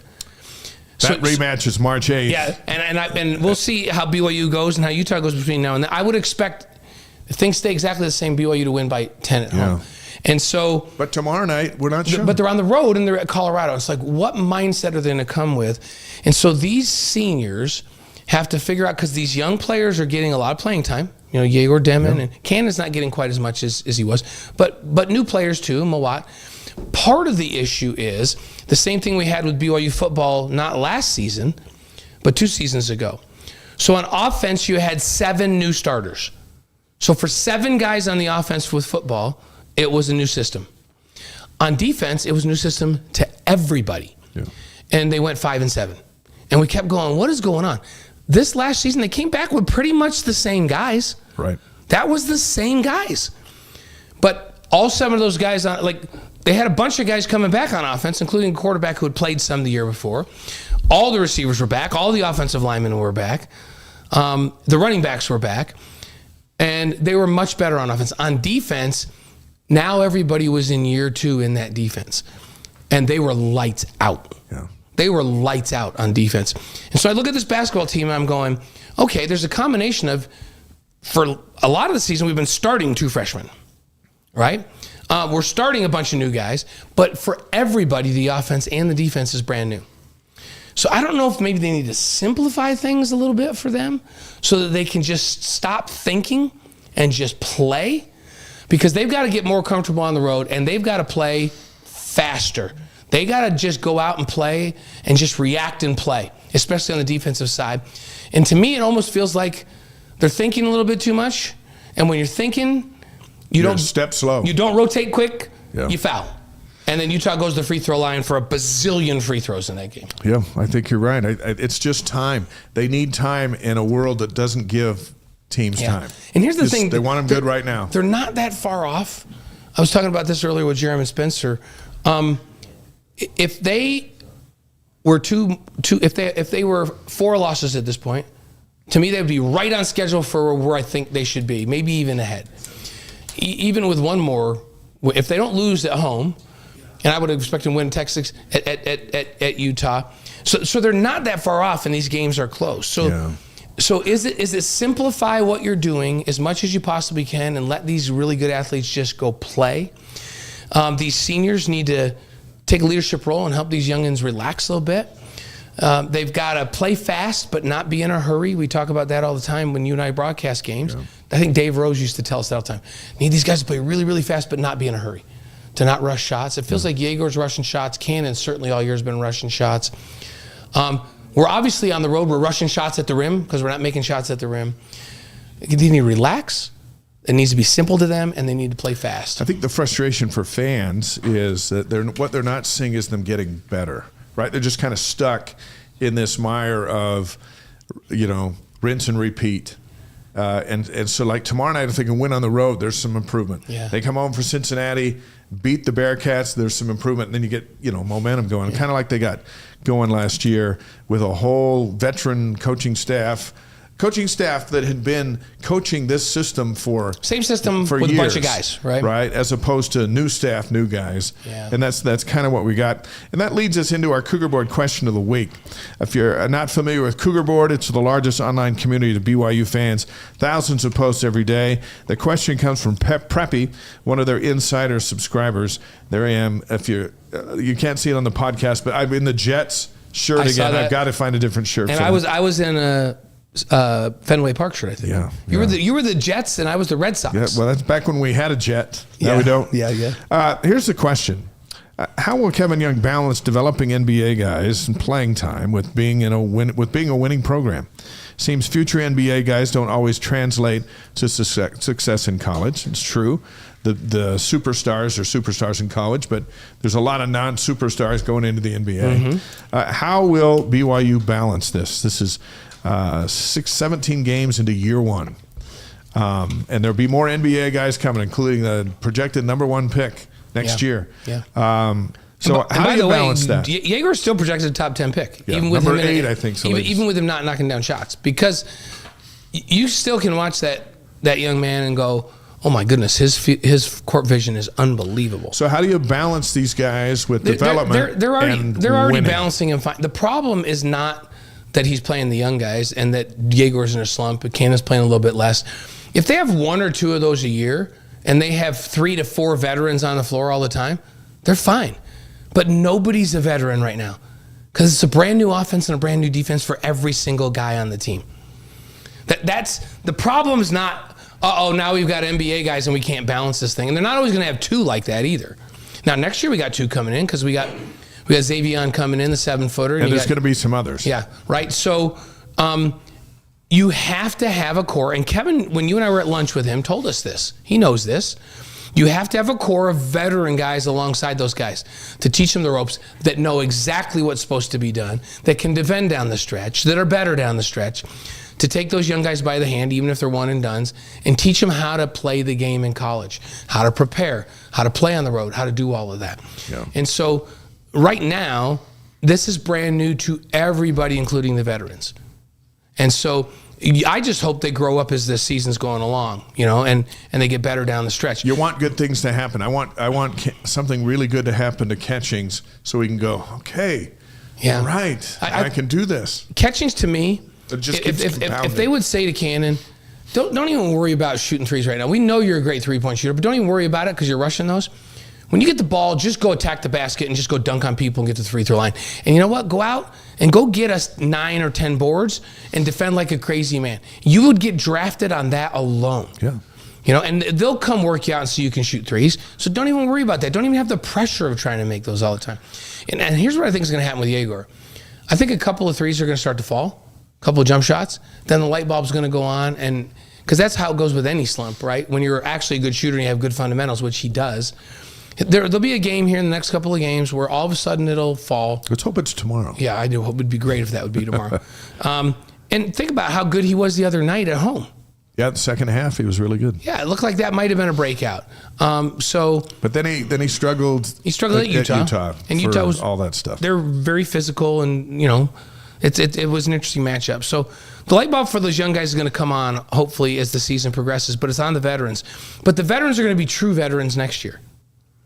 Yeah. Because there's going to be guys coming back in the system that know the system. There's really no there's guys that have played, but not in this system. John writes, the inabilities of our basketball players to produce and earn their high NIL deals that they have in place creates an even greater frustration because they're being paid well to play for us. Now, I think that's the added dynamic of fan frustration, right? Because they're still 18. And just because they have an NIL doesn't mean they just should make that shot. They have an NIL because of their potential to make shots. But unlike going up and watching the Jazz when the Suns come in, you expect Kevin Durant to hit that wide open shot all the time, and most of the time he does. Yeah. And he makes $1 bazillion, but he's not 18, and it sounds like an excuse, when but Kevin, they just are. They're just young. When Kevin Durant was 17, like Yegor, because remember, Yegor just turned 18 while he was here and got his driver's license. When Kevin Durant was 17, I don't even know if they knew. No, he was a great player in high school, and he was tall and lanky and all that stuff. But he wasn't what he is today. The reason Yegor is still a top 10 draft pick is not because of who he is right now. It's because of who he has the potential to become. Right. And they would draft him in the top 10, not for how he's playing right now, because they look at a 6'9", athletic guy who has a tremendous work ethic, who's unbelievably skilled, with very little experience at a game at this level, and they just go, this guy's ceiling is unlimited. That's just what Justin Young told us last week. So guess what we'll do? We will pay him a $10 million signing bonus, even if he has to sit on the bench for 2 years here, because his potential is that good. Yeah. And that's why there's all the buzz about these guys. Now, I will say this. AJ Dybantsa, that's a little different story. He's different. He's a generational player. He's LeBron James coming out of high school. But 9 out of, well, not even 9 out of 10, 99 out of 100 of these kids coming out that are projected, lottery pick guys coming out of high school in 2 years are just like Yegor and Cannon and those guys. They're rough. They're unbelievably gifted athletes that need to be honed and coached, and they need to learn. Very few come like AJ. I expect AJ to dominate right out of the gates. Yeah, absolutely. Because he's like ridiculously long and ridiculously athletic. Like he's a whole other level. He's a generational player, like LeBron was, or like Kobe was coming out, or one of these guys. It's gonna be awesome. Did he have 46 the other night? Like something crazy like that. Crazy. Football and basketball seasons have mirrored success by how the ball bounces. Good fortune versus the lack of it. That's my new article tonight at Deseret.com. Check that out. And you'll be amazed as you go through it how many good things happen to BYU in football. Yeah. And how many bad things have happened in basketball just by the way the ball bounces. Yeah. But here's the funny thing. Like, and I know Oklahoma State's not that great, but this is a different team at home. Like, I fully expect them to beat Cincinnati at home next, Saturday. Yeah. They should. They got to figure out how to grow up and play on the road. Let's go. So, Big 12 standings. Houston's number 1 at 6-0. Iowa State, Arizona are tied at 5-1, and back tied for 11th place is BYU, Cincinnati, and Oklahoma State. The AP Top 25 out today. Iowa State's 3, Houston 7, Kansas is 12, and West Virginia has popped in there. Yeah. They're now at 23. I was just watching Houston again the other night, and I came away from that going, that team is so elite defensively. Yeah. Central Florida had a shot to get them. Yeah. They couldn't get them. Yeah. Had them at home. They win a lot of games because they just shut people down. Houston can win games when they're not shooting it. Right. Because they're that good defensively. It reminds me of San Diego State when they're really good, from BYU's old league. So here's what we got this week. BYU at Colorado tomorrow night. Buffaloes are 9-8, 0-6 in the Big 12. 9 o'clock Mountain Time on ESPNU. Mm-hmm. BYU's first game in Colorado since 2015, and only the second since 1954. Do you expect them to win? I don't know. I actually expect them to win that one. I would think that they should and could, but they haven't won on the road yet. They had the one win against North Carolina State on a neutral floor over Thanksgiving. They got to figure that out. I think there's got to figure that out. I think they're similar to Utah from a talent perspective. And both those teams, like every team in this league is talented. The worst team in the league is talented in this league, right? I think they're very similar to Utah from a pure talent perspective, but they don't have that edge of it being a big rivalry game like Utah did to get up for it and do all of that. Make some free throws. And so so I think BYU comes away with a win there. And then they got to come home and get another win. Cincinnati's 12-5, 2-4. They're at BYU on Saturday. The new time of that start is 8:30 Mountain Time on ESPN2. Bearcats, remember they beat BYU in the Big 12 opener last season. Trevor Nell had 27 and then spent like the next 9 minutes on the bench And Cincinnati came back and stunned them. Pre-game coverage starts at 7:30 on BYU TV. You and I will be a part of that. We've got that one together Saturday. So that'll be fun on Saturday night. Yep. There's some notable Big 12 games this week. You want to go over them? Yeah. So we mentioned BYU at Colorado on Tuesday. Texas Tech at Cincinnati. So if you want to scout Cincinnati before they come in here, that's the one. And we know Texas Tech's really good this year, in my opinion. Yeah. Arizona State's at West Virginia, who, as you mentioned, just entered the top 25. Wednesday, Kansas State's at Baylor. This should be a good one. And Utah's going to go down to Houston. Utah's going to see what defense is all about. Good down luck. To Houston. Yeah. So, and then Saturday, we already mentioned the Cincinnati BYU game at 8:30. You and I on the pregame at 7:30. Houston's at Kansas. That's one of the big games in the league. That's a big one. And then Iowa State's at Arizona State. AJ Dybantsa was named to the USA roster for the 2025 Nike Hoop Summit.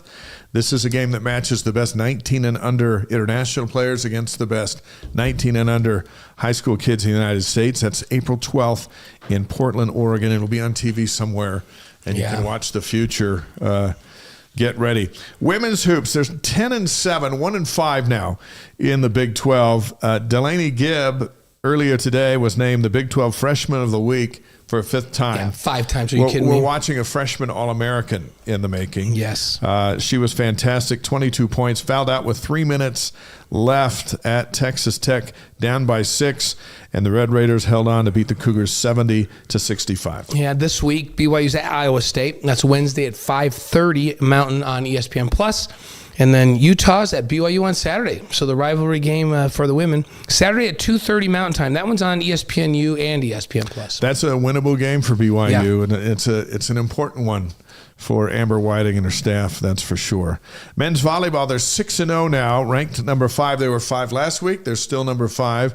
Picked up 1 first-place vote after they went to number 6 Ball State and swept them 3-2 and 3-2 and 2 very dramatic That's nights. huge on the road, by the way. Yeah, right? and a shout-out to Cougar Nation who showed up Muncie, Indiana. Yeah, how fun. They were in force, and it was great to see on TV. This team's flying high, and what a big week they've got this week. Yeah, they can serve. Man, can they serve. And they've got some athletes. So this week, they're at number 2, UC Irvine. That's Wednesday through Friday, Wednesday and Friday, 7 p.m. That's big. That's 5 against 2. If they go and win, they make a couple of spots jump. So maybe they jump all the way up to 2. They could jump up to 2. Next home game's Hawaii at BYU, January 31st through February 1st. And the Warriors are 4. So here's where you got. 2 and 4. You have a chance to go be 1 or 2. Yeah. And I'll tell you, this is a fun team to watch. The field house is an awesome home court advantage. Class is back in. That place will be rocking with the Hawaii games. Yeah. So before we mention gymnastics, Triple Play's asking, is there any chance to get to the dance for this basketball team? And the answer is, in this league, yeah. Like, you can go on a little skid in this league and then go on a little run in this league. And you're fine. If you go 500 in the league, you're a single-digit seed. If you go 2 games below 500, you're a bubble team. Yeah. So in the WCC, if you had a skid like this, you're out. They would be. We'd already say, well, BYU's out of the tournament. Right. But that's just not the case in this league. And so, they absolutely have a chance. They've got to, I'm telling you, a win at Colorado, a win against Cincinnati, they get a little bit of a roll, get back to 500 in league. They get back to 500 in league. They got a rough stretch that's coming up too. But I think they could even be 2 games below 500 and have a shot. So, there's still a shot. So back to gymnastics. 1-4. Southern Utah defeated BYU 194.75 to 193.375. They're in action tonight. It's the Best of Utah meet going on up in Salt Lake, BYU, Utah State, and Southern Utah. Mm-hmm. And then Friday they're playing the Utes at 7 in Provo, and you can see that on ESPN+. Yeah. Now, the day that BYU Gymnastics beats the Utes in gymnastics, that will be a pendulum shift, and maybe it'll be Friday night. Who knows? That would be huge. Let's go to track and field. This week, Dr. Sanders Scorcher is the Big Invitational, January 24th through 25th in New York. That's both men and women competing in that. It's a weird name for an event, Dr. Sanders Scorcher, but that's what it is. Yeah, Dr. Sanders Scorcher, Big Invitational back in New York. Hey, shout out to Connor Mantz. Oh, my goodness. Set a new American record in the half marathon over the weekend in Houston. Finished in 59 minutes and 17 seconds. He broke the old record that was held for 26 years by Ryan Hall.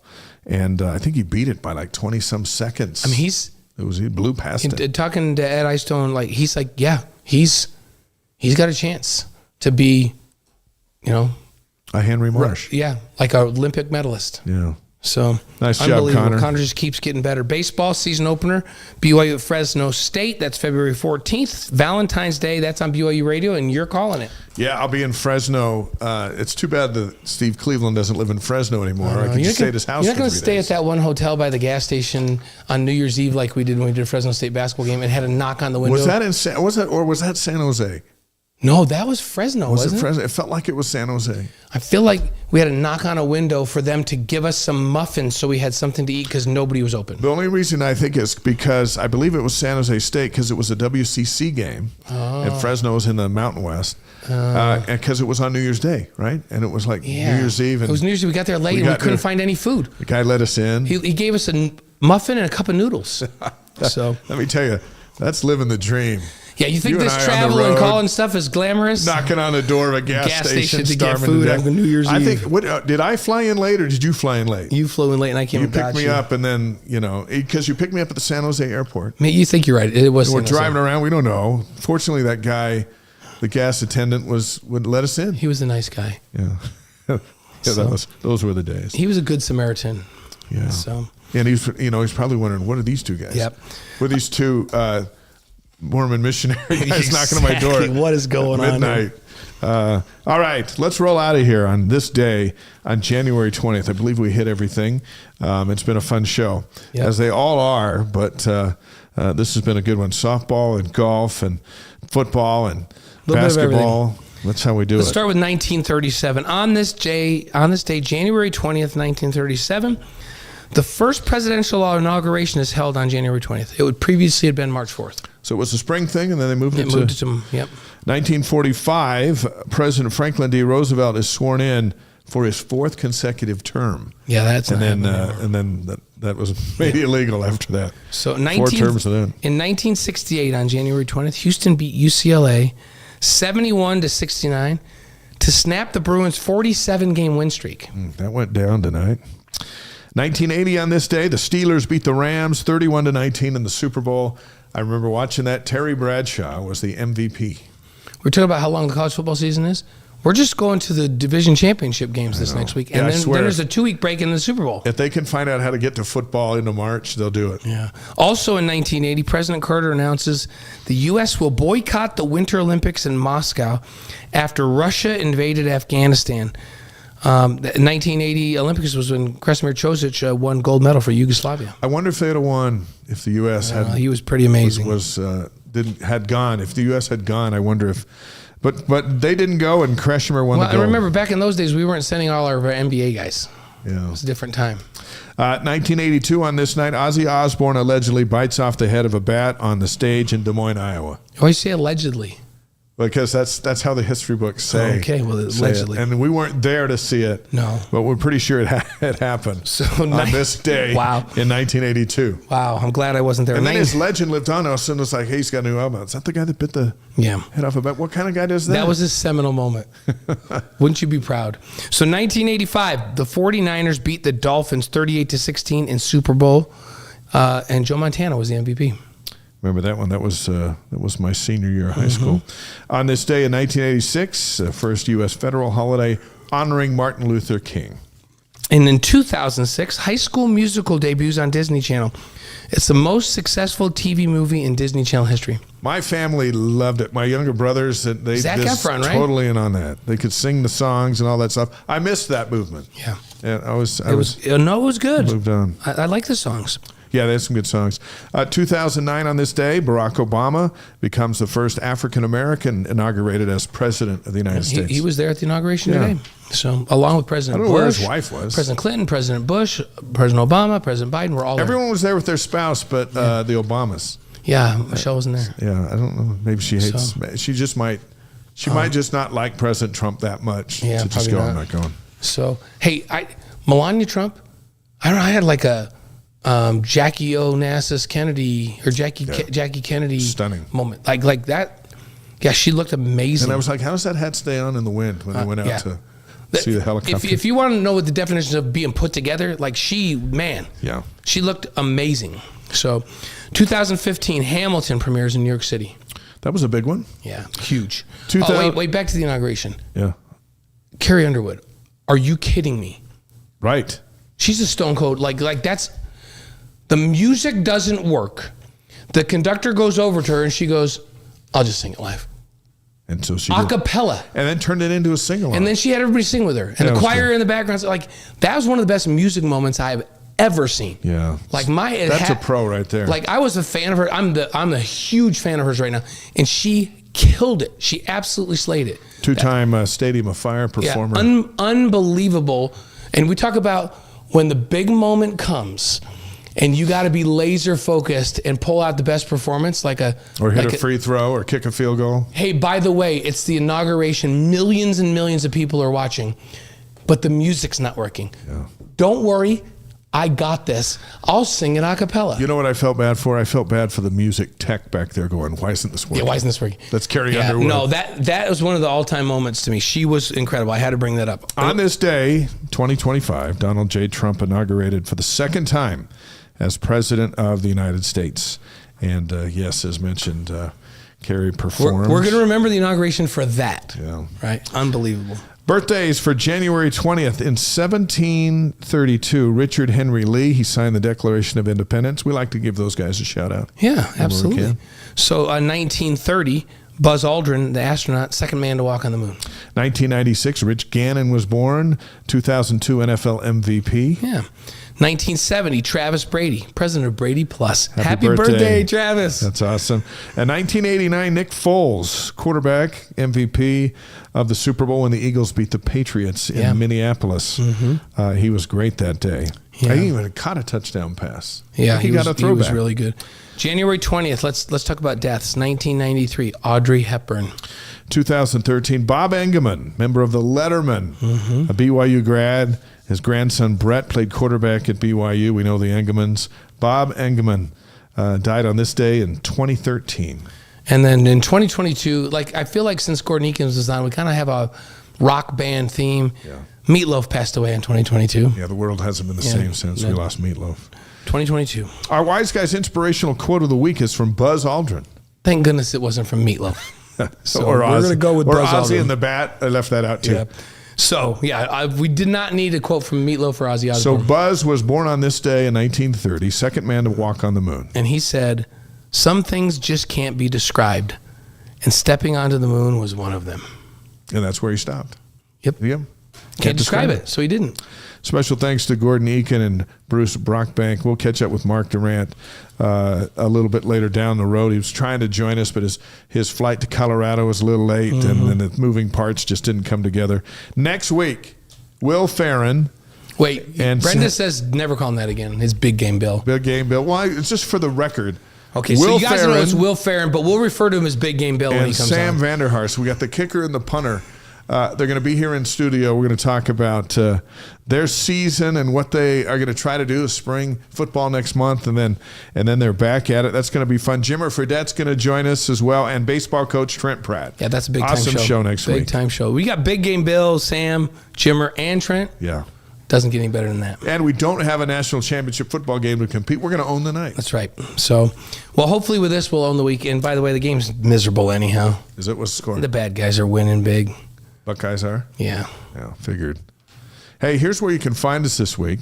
Saturday night, 7:30 Mountain Time, Cincinnati BYU pre-game show, post-game show. You'll be in studio. I'm going to be across the way doing the interviews for Spencer. The game's at 8:30 Mountain Time on ESPN2.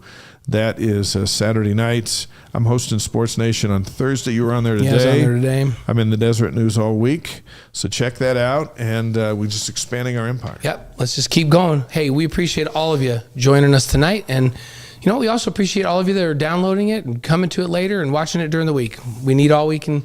We need all the folks to get involved that we possibly can. Yeah, we're trying to conquer the world. The Wise Guys family is all around the world. Wise Guys is presented by Brady Plus. Again, a happy birthday to Travis Brady. And it's distributed by the Deseret News. So we'll see you a little later in the week in different places, and we'll see you back here next time. See you next week.